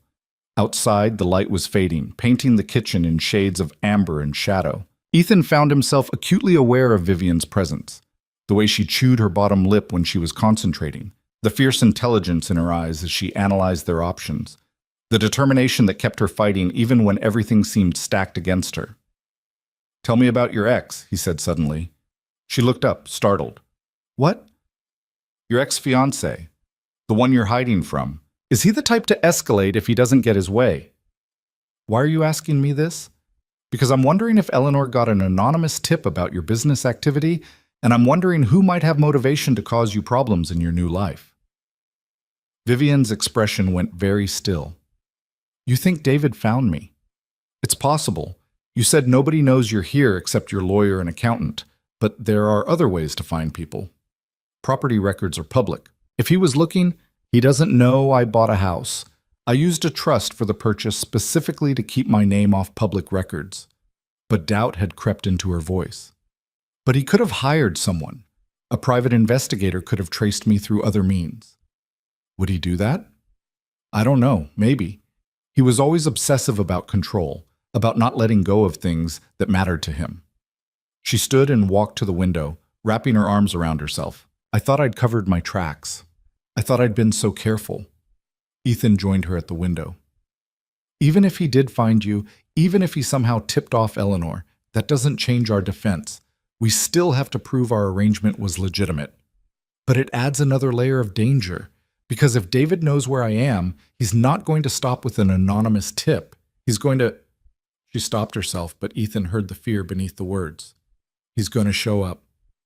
Yes. Then we prepare for that too. He said it with more confidence than he felt. Security cameras, maybe? Documentation of any harassment. A restraining order if he makes contact. I tried getting a restraining order before I left. The judge said there wasn't enough evidence of threat. David's too smart to make overt threats. He just makes everything gradually worse until you break. She turned to face him. Why are you doing this? Really? It's not just about the tree anymore. It's not even about the marketing work. You're risking your business, your relationship with the HOA, your standing in this community. For what? A neighbor you barely know? The question hung between them, demanding honesty. Ethan could deflect, could retreat behind professional boundaries and practical justifications. Instead, he found himself telling the truth. Because 3 years ago, when my wife left and Eleanor came after me, I was alone. Nobody helped me. Nobody spoke up. Nobody told me that what was happening wasn't normal or fair. He met her eyes. I got through it, but barely. And I told myself that if I ever saw someone else in that position, I wouldn't leave them to fight alone. That's not the whole reason. No, it wasn't. The whole reason was more complicated, tangled up in his attraction to her strength, his admiration for her refusal to quit, his growing need to protect something that felt increasingly important. But admitting that meant admitting he'd let her past the walls he'd built, and he wasn't ready for that conversation. It's enough of a reason, he said. Before Vivian could respond, the sky outside flashed brilliant white. Thunder followed seconds later, a deep rumble that rattled the windows. They both turned to look as the first drops of rain began to fall. The weather service said possible storms tonight, Vivian said. But I didn't think... The rain intensified, going from scattered drops to a deluge in seconds.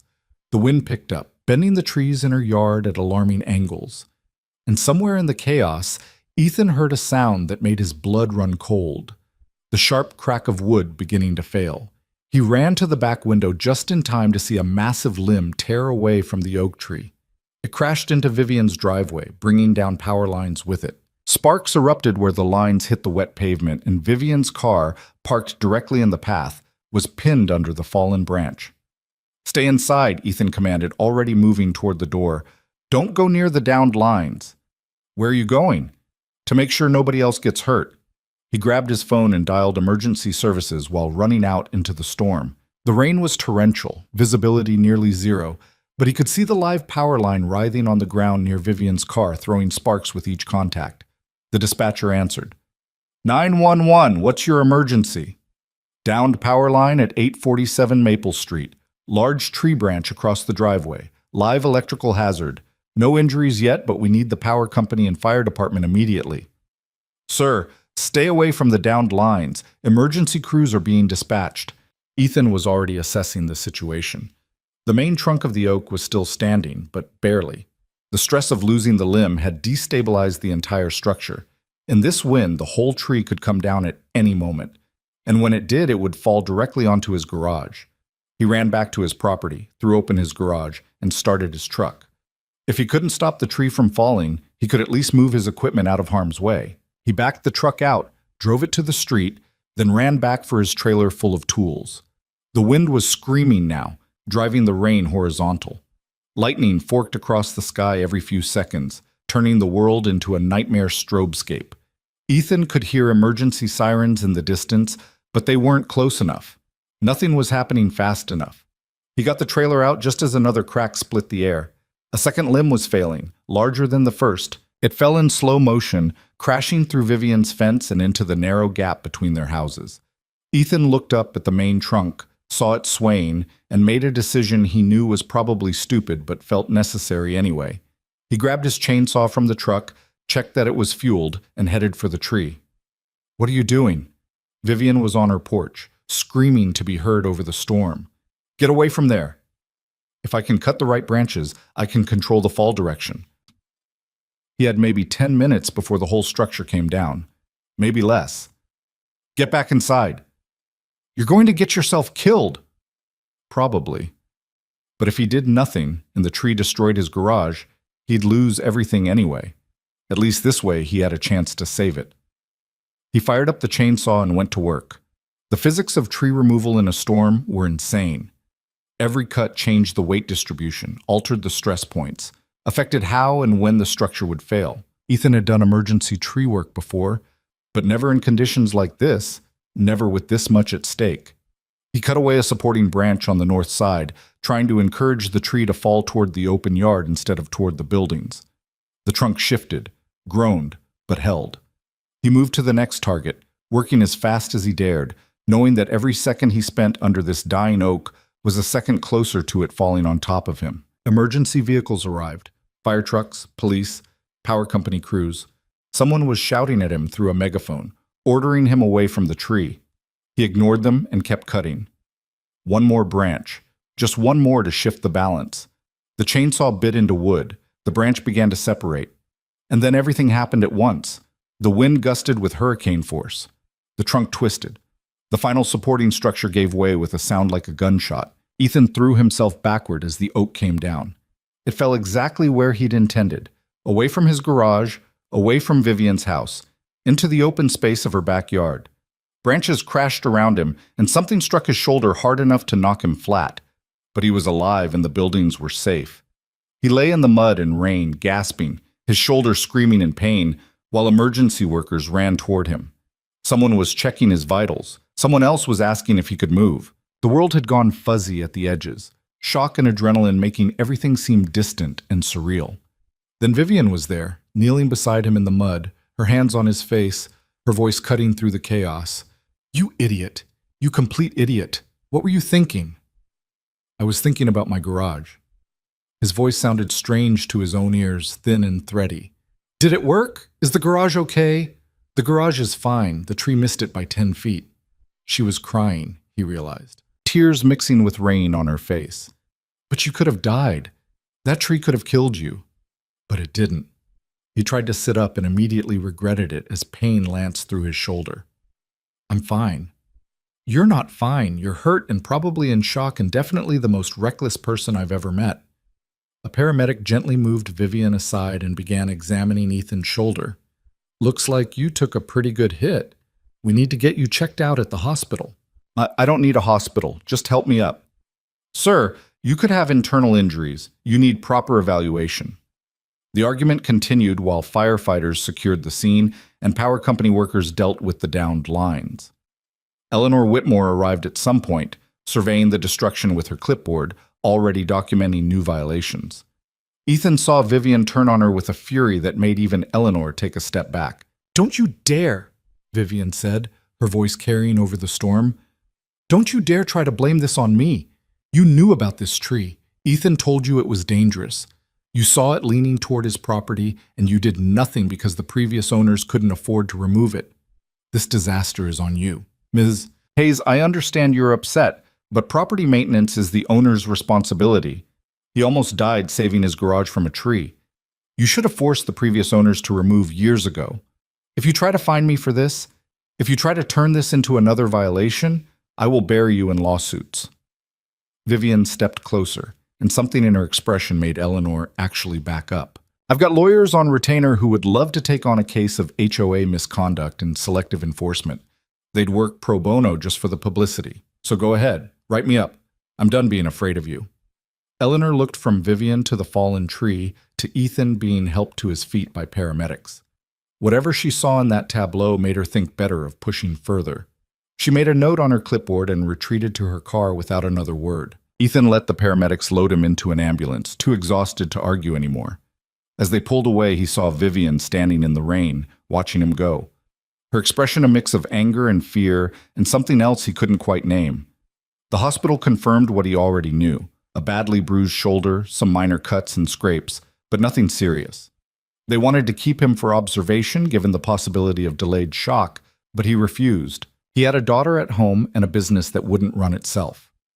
Mrs. Chen brought Mia to the hospital, and his daughter's tear-streaked face when she saw him made his chest tight. "Daddy, you got hurt." "I'm okay, Princess. Just a few bruises." "Mrs. Chen said you were being a hero, that you saved our house from the tree." "I was being careful. That's different from being a hero." But Mia wrapped her arms around him, gently, aware of his injuries, and whispered, "You're always my hero." Mrs. Chen drove them home around midnight. The storm had passed, leaving the neighborhood drenched and littered with debris. Emergency crews were still working on Vivian's property, removing the downed tree, repairing the power lines. Portable lights illuminated the destruction, turning the scene into something from a disaster movie. Vivian was waiting on Ethan's porch.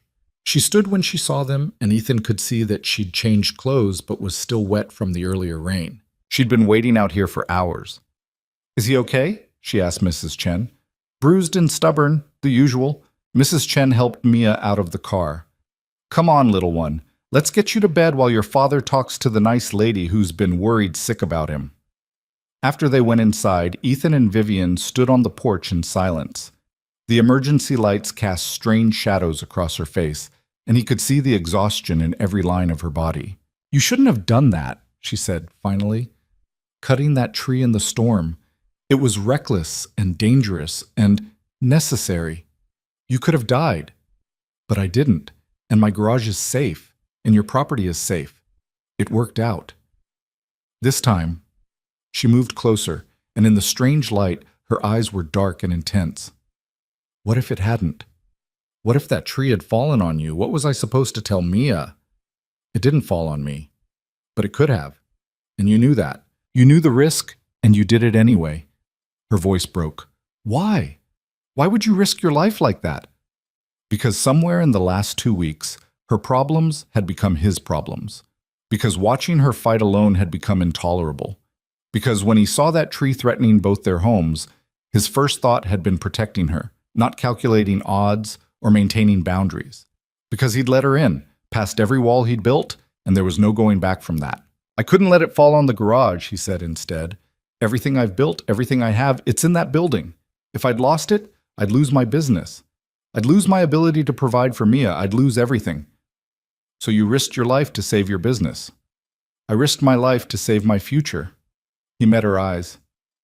And maybe yours too.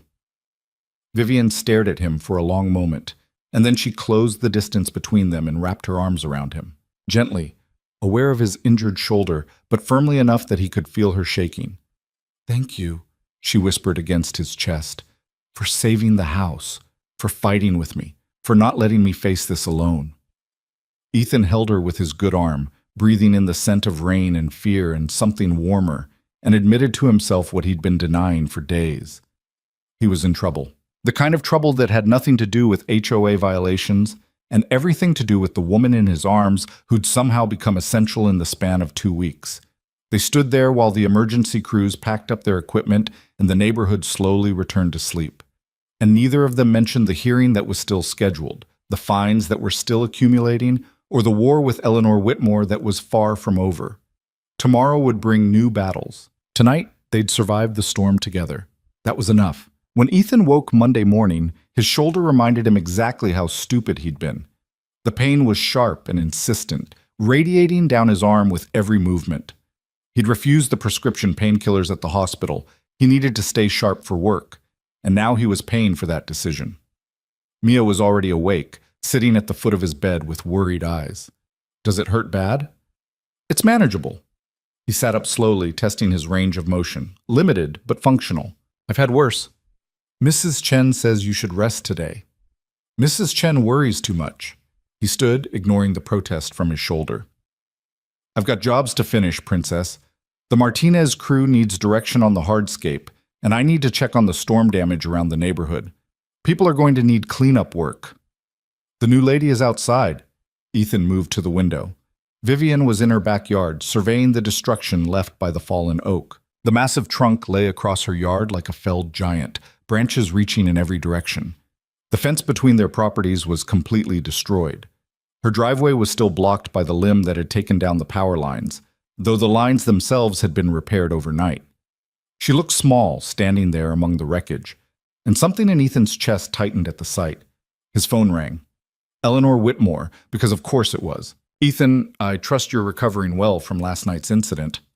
I'm fine, Mrs. Whitmore. Well, what can I do for you?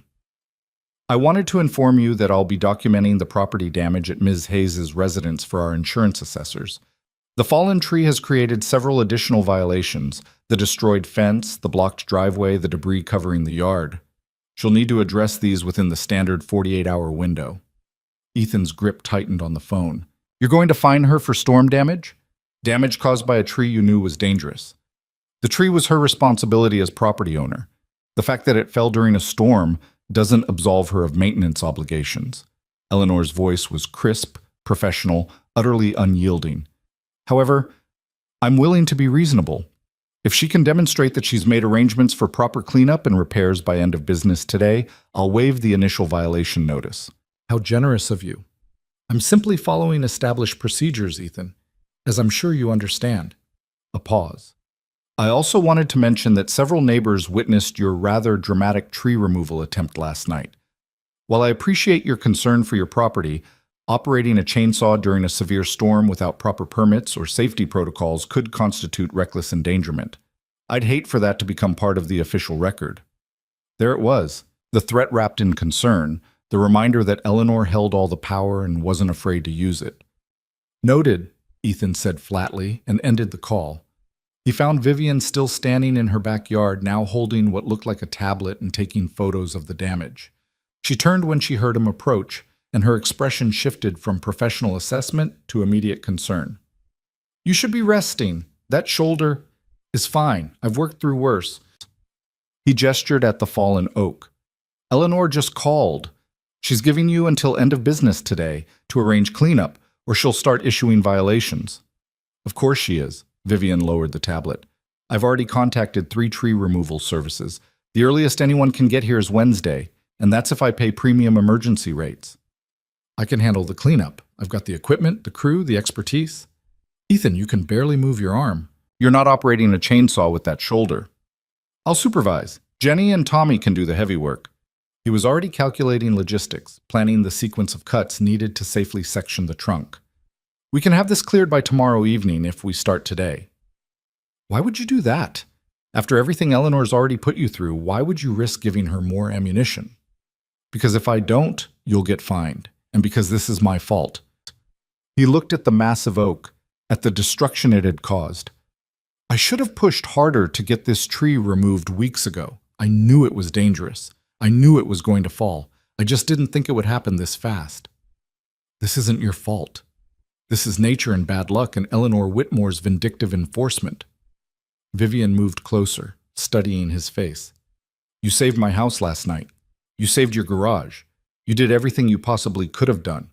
I put myself at risk doing something reckless, and I got lucky."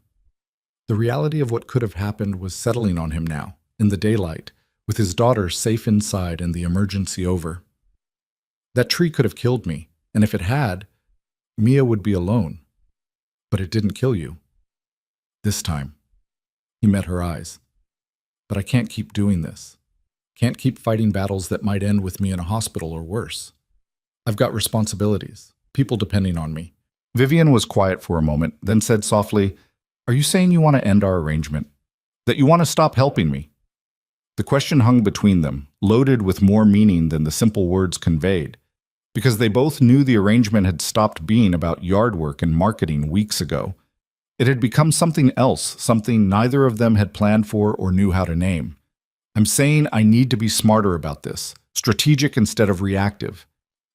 Ethan turned toward the house. "The hearing is in 10 days. We focus on building a solid defense, presenting our case properly, and letting the system work instead of me playing hero with a chainsaw in a storm. The system is rigged. Eleanor owns that board. Then we change the board. Or we go over their heads. Or we find a legal angle they can't dismiss." He faced her again.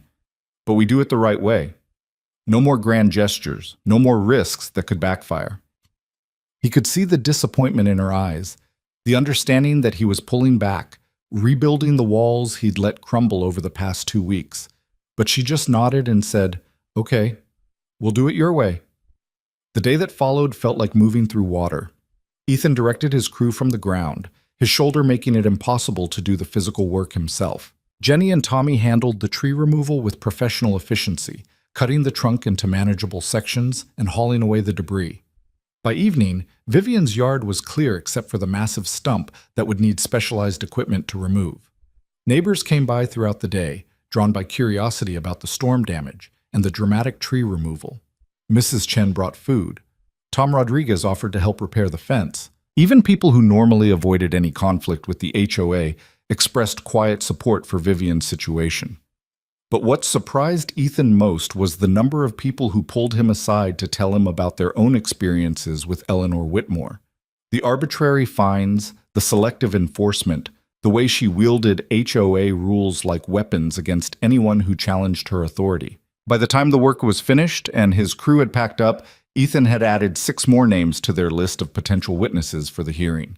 Not enough to guarantee victory, but enough to make Eleanor's position significantly less secure. Vivian made dinner for all of them: Ethan, Jenny, Tommy, and Mia.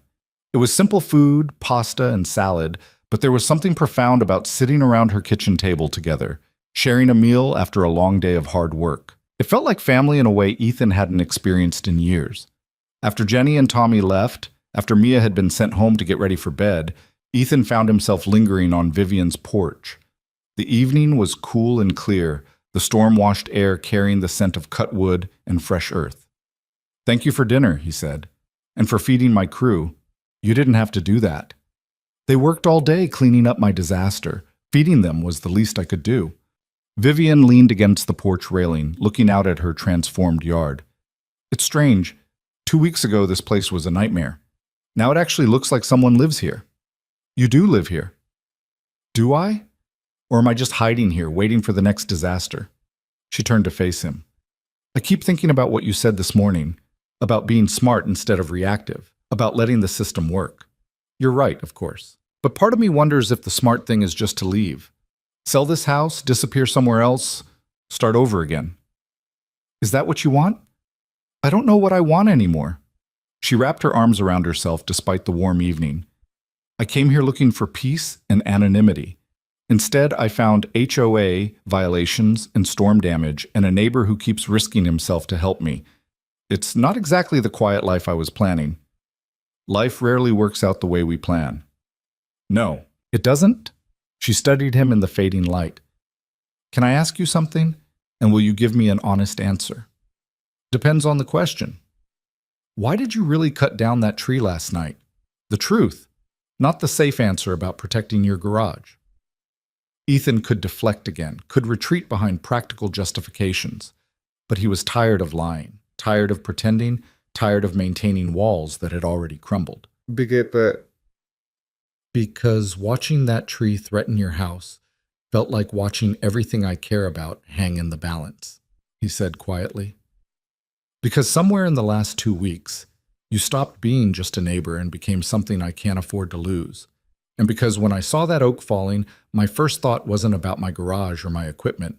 It was about making sure you were safe." Vivian's breath caught. "Ethan, I know it's complicated. I know I've got a daughter and a business and about 1,000 reasons why getting involved with you is a terrible idea. But apparently terrible ideas are my specialty lately." He moved closer. "So if you're planning to leave, to disappear again, I need to know now, before I make this worse for both of us." She looked at him for a long moment, and he could see the war playing out behind her eyes, fear and hope, caution and desire, all the same conflicts he was fighting. Then she closed the distance between them and kissed him. It was careful at first, tentative, both of them aware of his injured shoulder and the fragility of what they were beginning. But the gentleness quickly gave way to something deeper, more urgent. Two wounded people finding temporary shelter in each other, finding proof that they were still alive and still capable of connection despite everything that had tried to break them. When they finally pulled apart, Vivian rested her forehead against his and whispered, "I'm not leaving. Not yet. Not until we see this through." "The hearing?" "Everything. The hearing, the HOA, whatever comes next." She pulled back enough to meet his eyes. "I'm tired of running. I'm tired of letting people like Eleanor and David control my life through fear. So we fight together, and we see where that takes us." Ethan kissed her again, softer this time, and felt something in his chest that had been frozen for 3 years begin to thaw. They stood there until the last light faded from the sky, until Mrs. Chen's porch light flicked on next door as a pointed reminder that his daughter was waiting, until the practical realities of their lives reasserted themselves over the moment. "I should go," Ethan said, not moving. "You should." Vivian didn't let go of his hand. "Tomorrow's going to be busy. I need to prep for the hearing, line up witnesses, review all our documentation. I'll help. We'll work on it together." Together. He liked the sound of that word, the weight of it. "Okay?" He made it halfway across the yard before she called after him. "Ethan, what we just did, it doesn't change the defense strategy. We're still neighbors helping neighbors. Nothing more, at least not officially. I know. Because if Eleanor got wind that they were romantically involved, she'd use it to argue that their business arrangement was actually a cover for an inappropriate relationship. that Vivian was providing services in exchange for something other than legitimate trade. Just making sure we're on the same page. We are, he smiled. But for the record, I'm glad we're on the complicated page instead of the simple one. The next week blurred into a focused intensity unlike anything Ethan had experienced since the early days of building his business. Days were spent working his regular jobs while collecting evidence for the hearing. Evenings were spent with Vivian organizing testimonials, preparing their defense, and strategizing their approach. The witness list grew to 12 people willing to testify about Eleanor's selective enforcement. Tom Rodriguez provided documentation showing that Eleanor had ignored the same tree hazard on other properties while singling out Vivian's oak. Mrs. Chen brought HOA meeting minutes that revealed a pattern of personal vendettas disguised as policy enforcement. Meanwhile, Vivian's marketing work for Cole Landscaping was already showing results. Ethan's website was getting steady traffic. His social media following had grown from 0 to 500 in less than 2 weeks. And most importantly, his phone was ringing with new inquiries, legitimate leads from people who'd found him online and were interested in his services. He'd landed 3 new contracts by Wednesday, including a major commercial property that would bring in steady monthly revenue. The medical plaza that had dropped him was already regretting their decision. The new company they'd hired had destroyed 2 flower beds and left debris all over the parking lot. Your website traffic is up 40% from last week, Vivian said Thursday evening, showing him the analytics dashboard on her laptop. They were working at his kitchen table while Mia did homework at the other end. And your conversion rate is holding steady at 6%, which is excellent for a service business. I don't know what any of that means. It means people are finding you, and they're hiring you. It means the work I'm doing is actually working. She smiled, and Ethan saw genuine pride in her expression. This is what I loved about building my company, seeing concrete results from strategic effort. You miss it, the company you sold. Sometimes, but I don't miss the fighting, the constant battles over direction and control. She closed the laptop. And I don't miss David. I don't miss being afraid every time my phone rang or someone knocked on my door. Has he contacted you since you've been here? No. Either he hasn't found me or he's waiting for the right moment to make an appearance.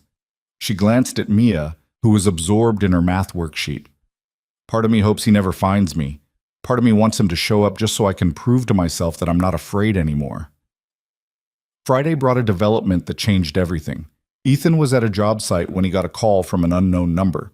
He almost ignored it, but something made him answer. Mr. Cole? This is James Patterson. I'm an attorney representing a group of homeowners in your neighborhood who are concerned about HOA governance issues. Ethan's pulse quickened. What kind of concerns? Let's just say Mrs. Whitmore's enforcement patterns have attracted attention from some influential people. I understand you and your neighbor, Ms. Hayes, have a hearing scheduled for next Thursday regarding alleged business violations. That's right. My clients would like to attend that hearing, not as witnesses, but as interested parties with standing to observe HOA proceedings. Patterson's voice was smooth, professional, and carried an undertone of steel. We believe Mrs. Whitmore's actions in your case may constitute a pattern of harassment that violates state HOA regulations. If the hearing goes the way we expect, we're prepared to file a formal complaint with the state regulatory board. Who are your clients? I'm not at liberty to say, but they're homeowners who've been affected by similar selective enforcement and are tired of living under what amounts to a dictatorship. A pause. Do we have your permission to attend the hearing? It's a public meeting. You don't need my permission. Perhaps not legally, but I prefer to extend professional courtesy. Patterson cleared his throat. I should mention that if this goes to formal proceedings against Mrs. Whitmore, you and Ms. Hayes would likely be called as witnesses. That could mean depositions, potentially a lawsuit. Are you prepared for that level of involvement? Ethan thought about Mia, about his business, about everything he'd fought to build and protect.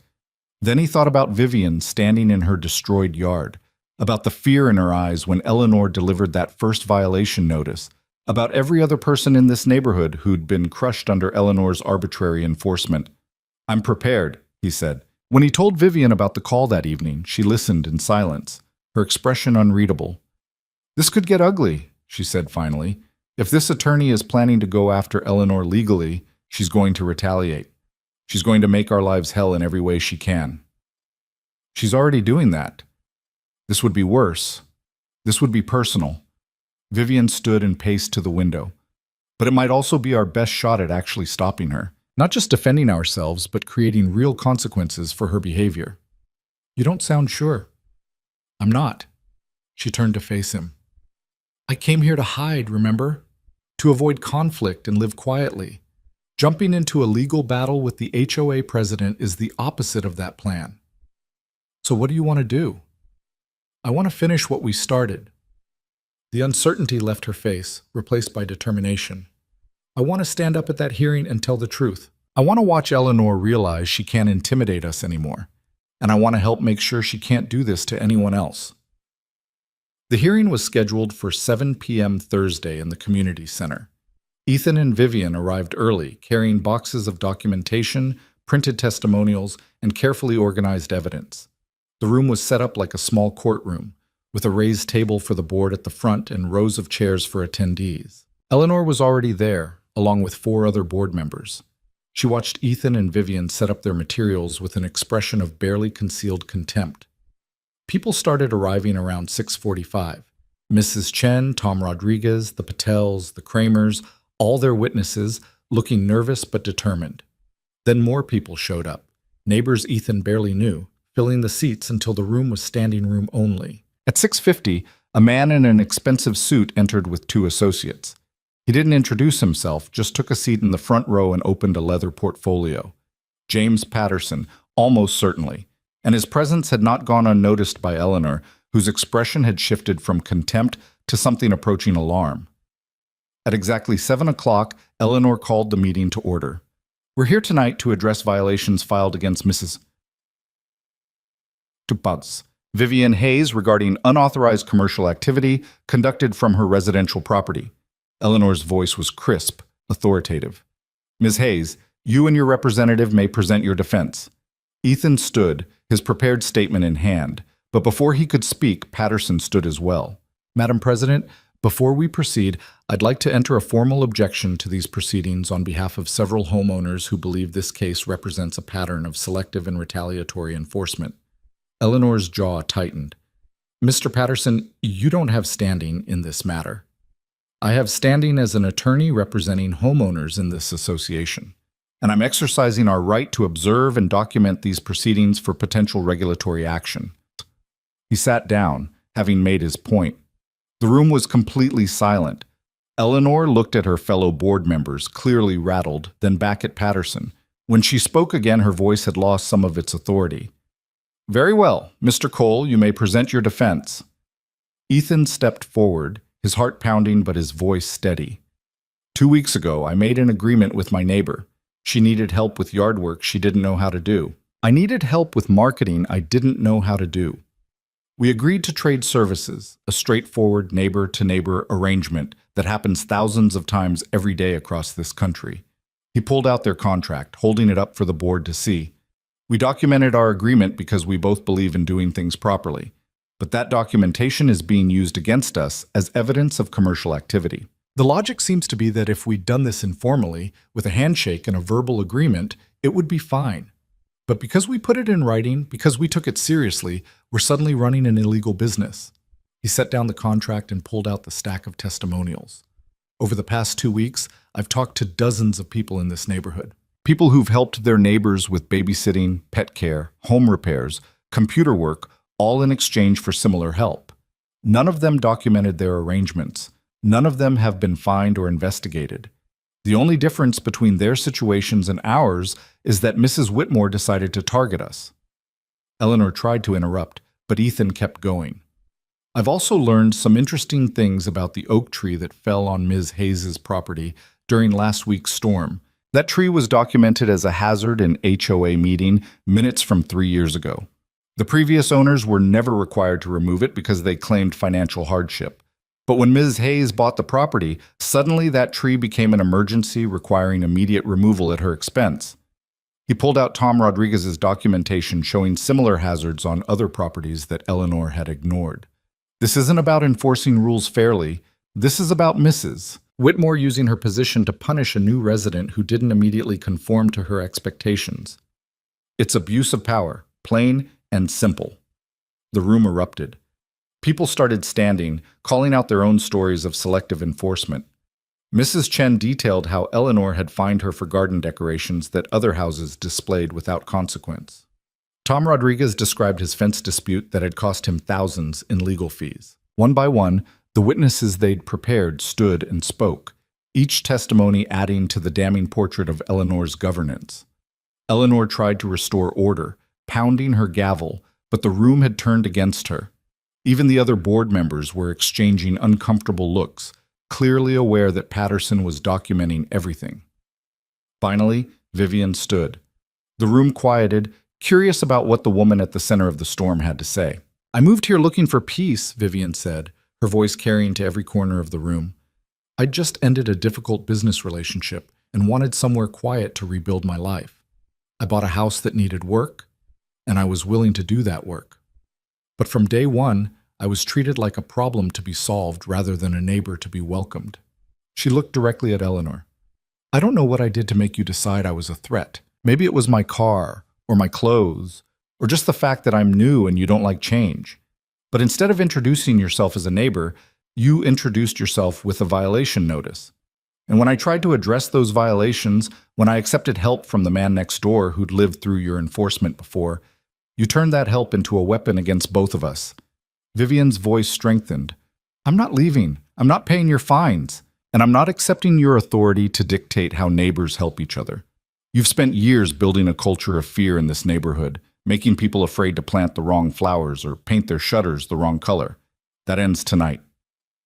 The applause started slowly, then built until the entire room was standing. Ethan watched Eleanor's face cycle through shock, rage, and finally something that might have been fear as she realized she'd lost control not just of the hearing, but of the entire board. Patterson stood and addressed the room. "I'm formally notifying this board that a complaint will be filed with the State HOA Regulatory Commission regarding tonight's proceedings and the documented pattern of selective enforcement. All homeowners present who've experienced similar issues should contact my office. We're building a comprehensive case." Eleanor slammed her gavel one final time. "This hearing is adjourned. The board will review all testimony and issue a decision within 30 days. But everyone in that room knew the decision had already been made. Eleanor Whitmore's reign was over. As people filed out, dozens of them stopped to shake Ethan's and Vivian's hands, to thank them for standing up, to share contact information for Patterson's investigation. The energy in the room had shifted from fear to hope, from resignation to possibility. Mrs. Chen hugged Vivian with tears in her eyes. 20 years I've lived here. 20 years of being afraid to hang wind chimes or plant roses in the wrong spot. You gave us our neighborhood back." When the room finally cleared, Ethan and Vivian stood alone among the scattered chairs and forgotten programs. They were exhausted, wrung out, but also exhilarated in a way that made Ethan feel more alive than he had in years. "We did it," Vivian said, a smile breaking across her face. "We actually did it. You did it. That speech at the end, that's what turned the room. We did it together." She took his hand, like everything else these past 2 weeks. Ethan pulled her close, mindful of his still healing shoulder, and kissed her in the empty community center.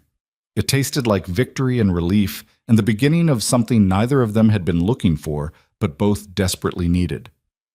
Outside, the neighborhood waited in the summer darkness, transformed by the events of one evening. Tomorrow would bring new challenges, new conflicts, the slow work of rebuilding a community that had been fractured by years of authoritarian control. But tonight, standing in that empty room with the woman who'd accidentally become essential to his life, Ethan allowed himself to believe that maybe, just maybe, some risks were worth taking after all. They drove home in Ethan's truck, the silence between them comfortable and charged with equal measure. Vivian kept her hand on his knee, a casual touch that felt monumental after weeks of careful distance. Through the windshield, the neighborhood looked different somehow, softer, less threatening, like a place that might actually become home instead of a battleground. "Do you think she'll resign?" Vivian asked as they pulled into his driveway. "Eleanor? No, she'll fight this to the bitter end." Oh, Ethan killed the engine but didn't move to get out. But she's lost her power. That's what matters. Once people stop being afraid of her, she's just another neighbor with opinions nobody has to listen to. Patterson seemed confident about the state investigation. Patterson knows what he's doing. I looked him up after he called. He's handled 3 other HOA cases in the past 5 years, all of them successful. Eleanor's about to learn what it's like to be on the receiving end of someone else's rules. Vivian was quiet for a moment, then said, I keep waiting for the other shoe to drop, for something to go wrong, for this to turn out to be too good to be true. It's not over yet. We've still got 30 days before the board issues their decision. Still got the state investigation, still got whatever retaliation Eleanor dreams up in the meantime. You're really good at the pep talks. I'm being realistic. He turned to face her. But realistic doesn't mean pessimistic. We won tonight. We showed up, told the truth, and people listened. That's worth celebrating, even if more battles are coming. She leaned over and kissed him, slow and sweet, and Ethan felt the last of his carefully maintained walls crumble into dust.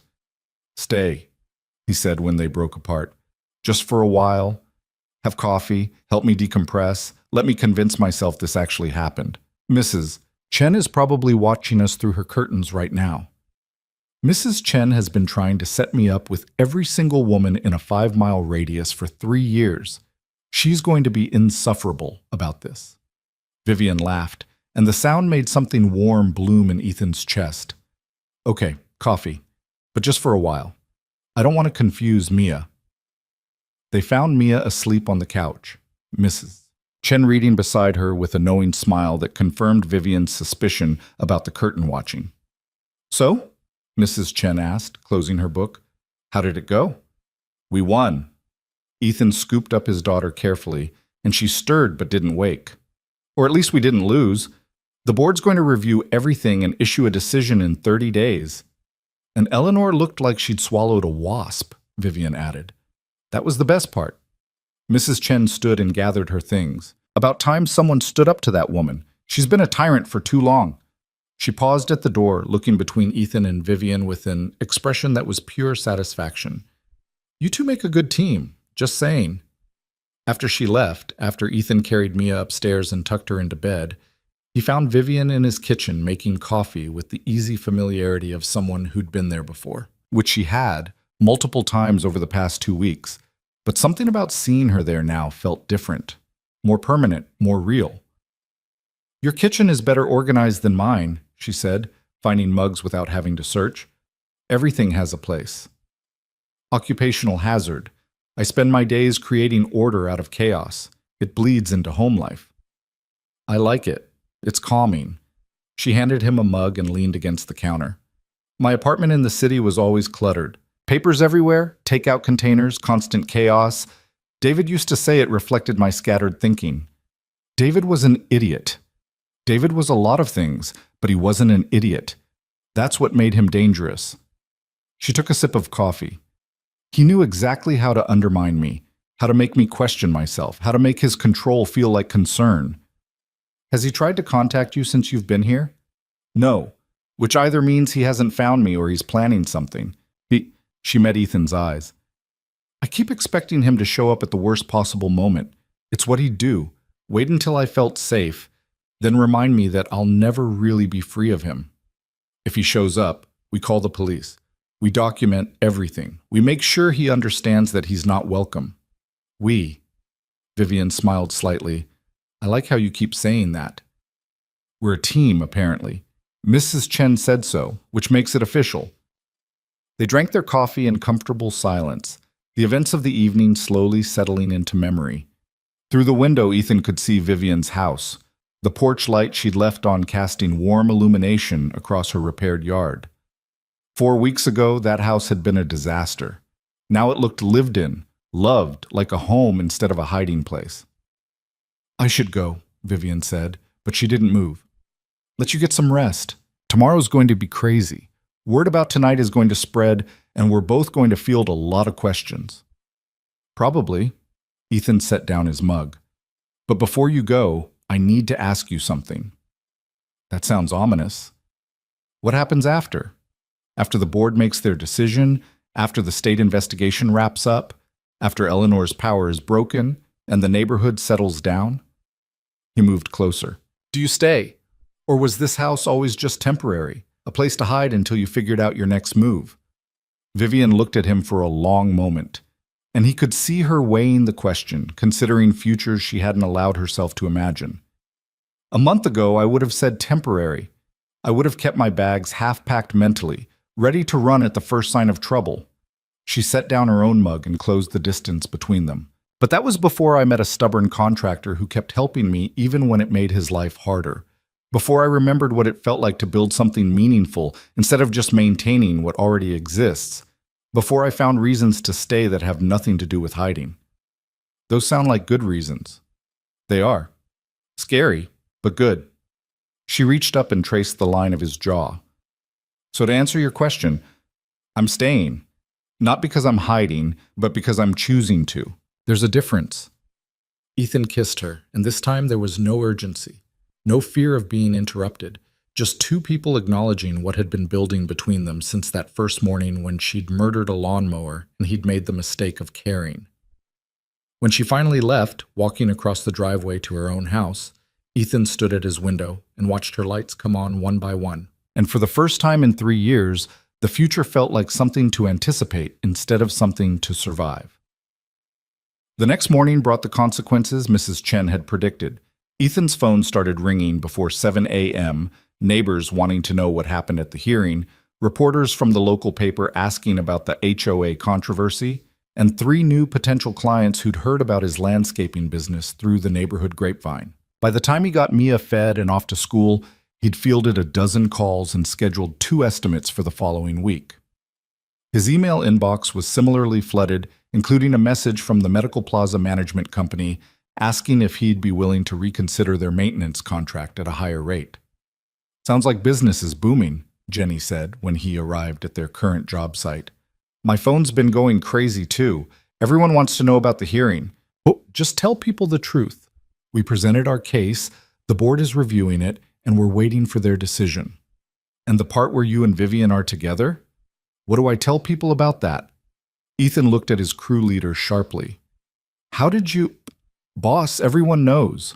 Mrs. Chen told Mrs. Rodriguez, who told half the neighborhood. Plus Tommy saw you 2 kissing in your truck last night. Jenny grinned. For what it's worth, I think it's great. You've been alone too long. We're not. It's complicated.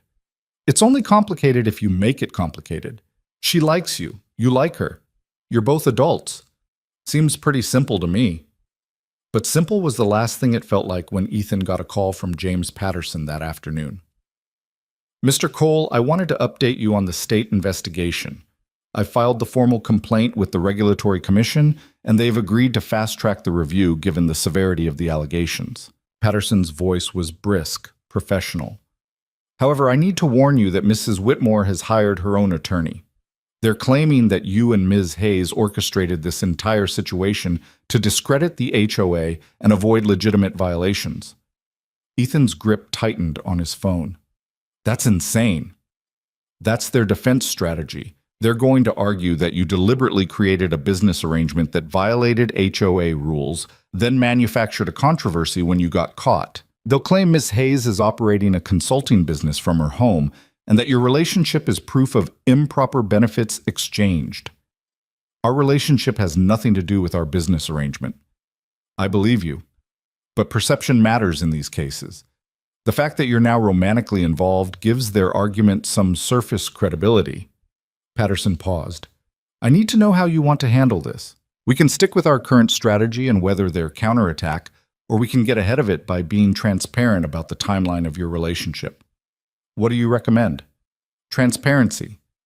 If we try to hide the relationship, they'll use it to suggest you were hiding it because it proves their case. If we acknowledge it openly and explain that it developed after your initial agreement, we neutralize their argument. Ethan closed his eyes, thinking about Vivian, about Mia, about the careful life he'd built that was now being dissected by lawyers and HOA boards. I need to talk to Vivian about this. Of course. But I need an answer by Monday. The Regulatory Commission wants depositions next week, and I need to know what position we're taking. He found Vivian in her backyard, photographing the new flowers she'd planted where the oak tree had once stood. She looked up when he approached, her smile fading when she saw his expression. What happened? He told her about Patterson's call, about Eleanor's counterattack, about the choice they faced. She listened without interrupting, her face growing progressively more pale. So our options are to hide our relationship and look guilty, or admit it and let them twist it into evidence of corruption, she said flatly. Perfect. Patterson thinks transparency is the better play. Patterson isn't the one whose personal life is going to be picked apart by lawyers. She set down her camera. I came here to escape this exact situation. People using my relationships as weapons, turning private choices into public ammunition, and now I'm right back in it. This is different. This is us choosing to be honest instead of letting someone else control the narrative. Is it? Or is it just a different version of the same trap? She turned away, arms wrapped around herself. David used to do this, use my transparency against me. I'd tell him the truth about something, and he'd find a way to make it sound like manipulation or deception. I learned to keep everything private, to never give him ammunition. I'm not David, and Eleanor isn't either as much as she'd like to be. Ethan moved closer but didn't touch her, sensing she needed space. We tell the truth about when our relationship started. We provide evidence, text messages, emails, witness statements from people who saw us before and after. We make it impossible for them to twist the timeline. And if they do it anyway, if they convince people that we're exactly what Eleanor says we are, then we fight harder, we appeal, we keep telling the truth until someone listens. He waited until she turned to face him. But I won't do any of that without you. If you want to walk away from this, from the investigation, from us, if that's what you need to feel safe, I'll understand. Vivian looked at him for a long moment, her expression cycling through fear and anger and something that might have been hope. I don't want to walk away, she said finally. I don't want to run anymore. I need to know that when this gets ugly, because it will get ugly, you're not going to regret dragging me into your life. That you're not going to look at Mia and wish you'd kept your distance from the complicated woman next door. The only thing I regret is not meeting you sooner. Ethan closed the distance between them. Mia likes you. My business is thriving because of you. I'm happier than I've been in 3 years because of you. Whatever Eleanor throws at us, whatever David does if he shows up, whatever complications come, they're worth it. She kissed him then, fierce and desperate, like she was trying to memorize the moment before it could be taken away. When they broke apart, she said, "Okay, we tell Patterson the truth. We give him everything he needs, and we stop letting other people's fear control our choices." They spent the weekend preparing their timeline, documenting their relationship's progression with embarrassing thoroughness. Text messages from the first week, purely professional. Photos from the yard workday. Ethan teaching Vivian how to properly stack branches, both of them muddy and laughing. The shift around the second week when their texts started including personal details, jokes, casual check-ins that had nothing to do with business. The first time they'd had dinner together alone was 10 days after they met. The first kiss was the night after the storm, witnessed by Mrs. Chen's very observant eyes. Everything documented, everything provable, everything showing a clear progression from neighbors to friends to something more. Patterson received the documentation Monday morning and called an hour later. "This is perfect. Better than I hoped. We can establish a clear timeline that shows your business arrangement preceded any romantic involvement." He paused. "Though I have to say, for two people who claim to have kept things professional, you were texting each other an awful lot." "We were friends," Ethan said. "Is that allowed?" "More than allowed. It actually strengthens our case. If you'd kept everything coldly professional, it would look calculated. This looks organic, real." Patterson's tone shifted. "The depositions are scheduled for Thursday. I'll prep you both Wednesday evening. Be honest, be clear, and don't let their attorney rattle you. They're going to try to make your relationship sound suspicious. Just stick to the facts." The depositions were held in Patterson's office, a sleek downtown building that made Ethan feel underdressed in his work clothes. Eleanor's attorney, a sharp-featured woman named Diane Rothman, spent 3 hours trying to poke holes in their story. "Mr. Cole, you expect us to believe that you spent an entire weekend doing intensive landscaping work for someone you just met purely out of neighborly concern? I expect you to believe what happened. Miss Hayes needed help. Her yard was a disaster, and the HOA was threatening fines. I had the skills to fix it. We made a trade. A trade that just happened to turn into a romantic relationship. A trade that led to a friendship that turned into a relationship. Yes. How convenient. How human, Patterson interjected. People work together. They get to know each other. Relationships develop. Unless you're suggesting there's something inherently suspicious about that? Rothman moved on, but the pattern continued. Every answer was picked apart, every detail questioned, every choice examined for hidden motives. By the time Ethan's deposition ended, he was exhausted and furious, and more certain than ever that they were doing the right thing.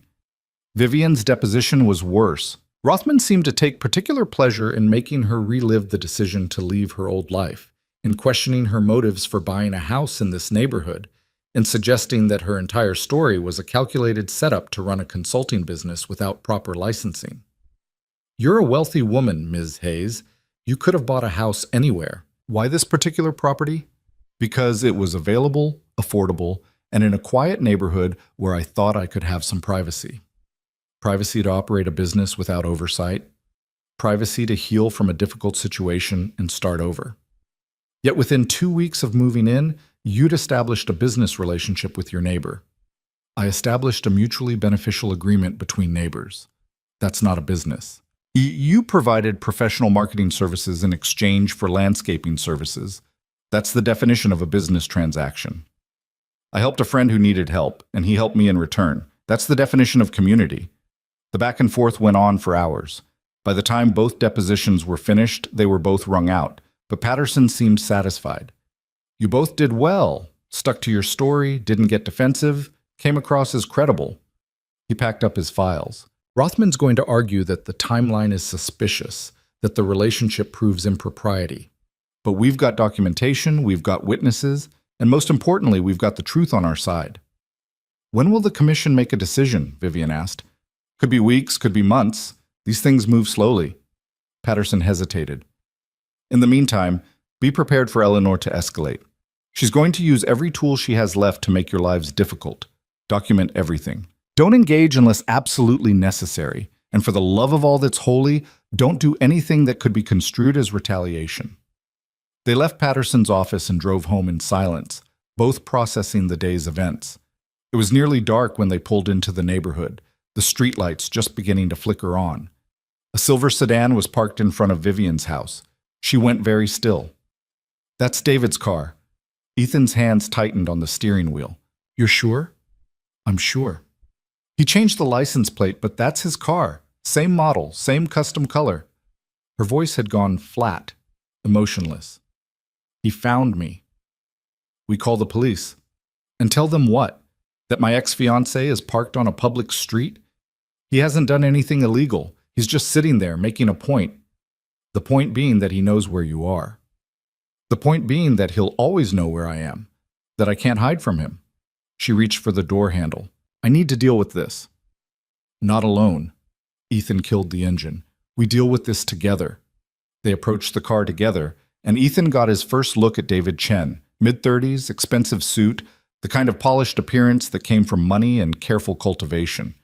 He rolled down his window as they approached, his expression friendly, unthreatening. Vivian, you look well. What are you doing here, David? I was in the area, thought I'd check on you. Make sure you were settling in okay. His eyes shifted to Ethan. This must be the neighbor I've been hearing about. Ethan Cole, right? The landscaper who's been helping Vivian with her projects. You need to leave, Ethan said flatly. I'm parked on a public street. I'm not breaking any laws.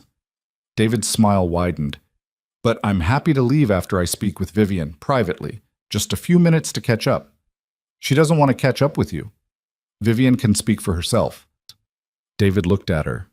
Can't you, Viv? Or have you let your new friend here take over making decisions for you already? Vivian's jaw tightened. I have nothing to say to you, David. We ended our business relationship. We ended our personal relationship. There's nothing left to discuss. I disagree. I think there's quite a bit to discuss. For instance, I've been following the news about your HOA troubles. Quite the controversy you've stirred up. Almost like you wanted attention, wanted to make a scene. I wanted to be left alone. And yet here you are, in the middle of a legal battle, making headlines in the local paper. That doesn't sound like someone who wants to be left alone. He leaned forward slightly. It sounds like someone who's playing games. And you know how I feel about games, Viv. Ethan stepped between them. She told you to leave. If you don't, I'm calling the police for harassment. Harassment requires a threat or unwanted contact. I'm simply having a conversation. David's expression hardened. But I can see I'm not welcome. I'll go. For now. He started his engine. Oh, and Vivian? That state investigation into your HOA? Very thorough. All sorts of details coming out about relationships and business arrangements. I'm sure everything will be fine. You've always been so good at explaining away complications. He drove off slowly, deliberately, making sure they watched him leave. Vivian stood frozen in the street, trembling. Ethan put his arm around her shoulders and she turned into him, her control finally cracking. He knows everything. The HOA investigation, our relationship, all of it. He's been watching, gathering information. Then we document this. We tell Patterson. We make sure there's a record that he showed up, that he made veiled threats. He didn't make threats. He's too smart for that. He just reminded me that he's watching, that he can make my life complicated whenever he wants. She pulled back, wiping her eyes. This is what he does. He doesn't attack directly. He just applies pressure in subtle ways until you break. You're not going to break, and you're not alone this time. Ethan took her hand. Come on. We're calling Patterson right now, then we're calling the police and filing a report. Even if they can't do anything, we start the paper trail. Patterson took the news seriously. I'll include this in our filing with the Regulatory Commission. It establishes a pattern. Eleanor's harassment through official channels, your ex showing up at your home. It all paints a picture of coordinated intimidation. The police were less helpful. They took a report, documented David's presence, but confirmed what Vivian already knew. Parking on a public street and having a conversation wasn't a crime. They suggested she consider a restraining order if the contact continued, but cautioned that proving harassment was difficult. That night, Vivian stayed at Ethan's house. Not in his bed, neither of them was ready for that complication with Mia in the next room, but on the couch, where she could be close to people instead of alone with her fear. Ethan found her there at 2 a.m., staring at the ceiling, unable to sleep. Hey. He sat down on the coffee table facing her. You okay? I keep thinking about what David said, about me making a scene, wanting attention. What if he's right? What if I turned a simple violation into this whole production because I couldn't just accept the rules and move on? You fought back against unfair enforcement. That's not making a scene. That's standing up for yourself. Or it's me creating drama because I can't function without conflict. She sat up. David used to say that about me. That I needed crisis to feel alive. That I manufactured problems when things got too stable. David was manipulating you, making you doubt yourself so you'd be easier to control. Was he? Or was he seeing something real? She looked at Ethan. My whole life, I've bounced from one crisis to another. Problems with my family, problems in business school, problems with every relationship I've ever had. The only constant is me. The only constant is that you refuse to accept being treated badly. That's not creating drama. That's having standards. You don't know me well enough to say that. I know that you spent a weekend clearing rocks from a yard because you refused to give up. I know that you helped rebuild my business when you had no reason to. I know that you stood up in front of that board and told the truth, even though it was terrifying. He took her hand. I know enough. Vivian was quiet for a long moment, then said, what if David's right about the investigation? What if we end up making everything worse by fighting? Then we deal with it, together. He squeezed her hand. But I don't think we're making it worse. I think we're making it better. For us? For the neighborhood? For everyone who was too scared to fight back before. She leaned forward and rested her forehead against his. I'm tired of being scared. I'm tired of running. I just want this to be over. It will be. Maybe not tomorrow, maybe not next week, but eventually. And when it is, you'll still be here. We'll still be here. That's what matters. The weeks that followed settled into a strange new rhythm. The HOA board maintained radio silence, neither approving nor rejecting the violations against Vivian, but also not enforcing the fines. Eleanor had essentially gone into hiding, attending no board meetings and responding to no emails. The other board members seemed paralyzed, afraid to act without her direction, but also aware that the state investigation made any enforcement action risky. David didn't return, but his presence lingered. Vivian would get strange calls at odd hours.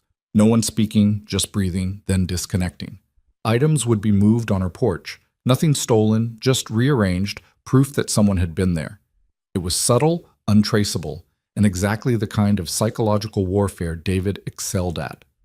They reported each incident, built the paper trail Patterson recommended, installed security cameras that caught nothing conclusive but made them both feel slightly safer, and slowly, gradually, the harassment decreased.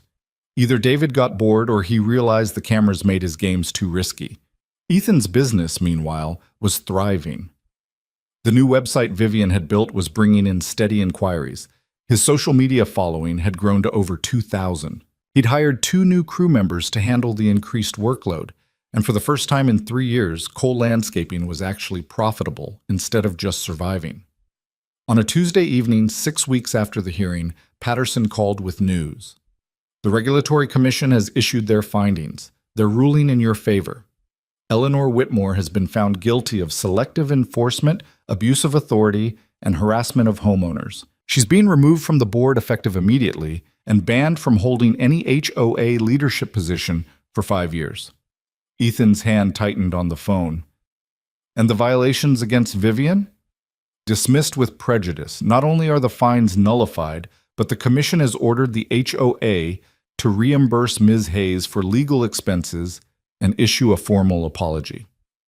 They're actually going to apologize? It's part of the settlement. The HOA admits wrongdoing, pays restitution, and implements new oversight procedures to prevent future abuse. It's a complete victory. After he hung up, Ethan walked next door and knocked. Vivian answered in paint-splattered clothes. She'd been working on her home office, transforming it from a temporary space into something permanent. "We won," he said simply. Her hand flew to her mouth. "The commission ruled? Eleanor's out. Violations dismissed. They even have to apologize and pay your legal fees." Vivian stared at him for a moment, then launched herself into his arms. He caught her easily, spinning her around while she laughed and cried simultaneously. "It's over. It's actually over. The HOA part is over. We still need to deal with David. I can handle David. Now that I'm not fighting on 2 fronts, now that I have solid ground under me again, I can handle one obsessive ex-fiancé." She pulled back to look at him. "We did it. We actually did it. You did it. You stood up when it mattered most. We did it together. Stop trying to give me all the credit." She kissed him, deep and thorough, right there in her doorway for the whole neighborhood to see. Mrs. Chen, walking past with her dog, called out, "About time you two stopped pretending to just be neighbors." The formal apology came 2 weeks later at a special HOA meeting. The new board president, Tom Rodriguez, elected in an emergency session, read the statement that had been drafted by the commission and the HOA's attorneys. It was thorough, explicit, and genuinely apologetic in a way that felt unprecedented. The neighborhood had turned out in force, packing the community center to witness the moment. When Tom finished reading and offered the floor to Vivian, the room went silent. She stood, elegant in a simple dress, no longer looking like someone who was hiding or afraid. "Thank you for the apology. I accept it, and I hope we can all move forward together in building a community based on fairness and mutual respect instead of fear and intimidation." She paused, "But I also want to say something to everyone here. When I moved to this neighborhood, I was running from a difficult situation. I wanted to hide, to be invisible, to avoid conflict at all costs. But this community taught me that hiding isn't the same as healing. Fighting back isn't the same as creating drama. And standing up for yourself doesn't make you difficult. It makes you strong." She looked at Ethan, who was standing near the back with Mia. "I found more than a home here. I found people worth fighting for, worth staying for, worth building a life with. So thank you for that apology, but more importantly, thank you for showing me that some places, some people, are worth the risk of putting down roots." The applause was thunderous. After the meeting, neighbors lined up to shake their hands, to thank them for standing up to Eleanor, to welcome Vivian properly to the community. It felt like a celebration, like the neighborhood exhaling after years of holding its breath. Mia tugged on Ethan's sleeve. "Daddy, is Vivian going to stay now?" I think so, princess. Why? Because I like her. And because you smile more when she's around, said with the brutal honesty of a 7-year-old who saw everything and missed nothing. I like her too. Are you going to marry her? Whoa, let's not get ahead of ourselves. We're just dating. Mrs. Chen says you're going to marry her. She made a bet with Mrs. Rodriguez. Ethan looked at Vivian, who was talking with Tom Rodriguez and hadn't heard the conversation. What do you think? Should I marry her? Mia considered this seriously. Does she make you happy? Yeah, she really does. Then yes, you should marry her, but not right away. I need time to get used to having her around more. Deal. He ruffled her hair. Give me at least a year? Okay, but then you have to ask her. Mrs. Chen says that's how it works. That night, after Mia was asleep, after the celebration had ended and the neighborhood had settled into quiet contentment, Ethan and Vivian sat on his back porch looking at the stars. Mia asked me today if I was going to marry you, Ethan said. Vivian turned to him sharply. What did you say? I said I needed at least a year to convince you to put up with me permanently. A year, huh? Seemed reasonable. Give you time to finish settling in, to make sure David's really gone, to figure out if this is actually what you want long term. I already know what I want long term. She took his hand. I want coffee waiting for me in the mornings. I want to help Mia with her homework. I want to watch you build things and create order out of chaos. I want to be part of your carefully structured life and make it slightly less structured. Slightly less structured sounds terrifying. It should. I'm a very disruptive influence. She smiled. But I'm also patient. If you need a year to be sure, I can wait a year. I don't need a year to be sure. I'm already sure. I just thought you might need time. I've spent enough time running from things. I'd rather spend time running toward them. She kissed him softly. But we can take it slow anyway.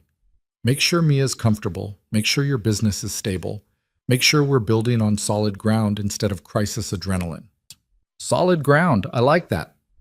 They sat in comfortable silence, listening to the neighborhood settle around them. Somewhere in the distance, someone was mowing their lawn despite it being evening, probably getting a jump on weekend chores.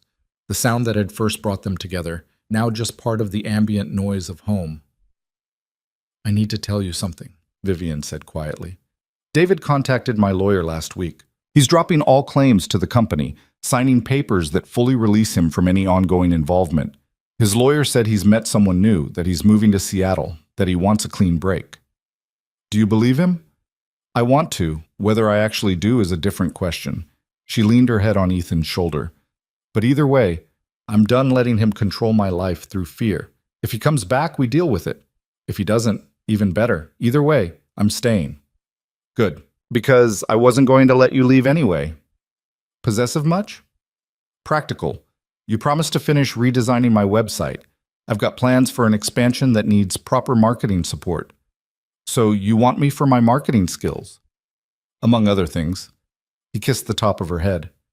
But yeah, the marketing skills are definitely a selling point. 3 months later, on a Saturday morning that felt remarkably similar to the one where they'd met, Ethan woke to the sound of a lawnmower. But this time, it was running smoothly, rhythmically, the way a properly maintained mower should sound. He looked out the window to see Vivian in her yard, mowing in straight lines with the commercial-grade mower he'd taught her to use. She'd learned the proper technique, the importance of overlap, the rhythm of good lawn care. Her yard looked professional, maintained, loved. Mia appeared beside him, still in her pajamas. Vivian's mowing again. She is. She's gotten pretty good at it. She has.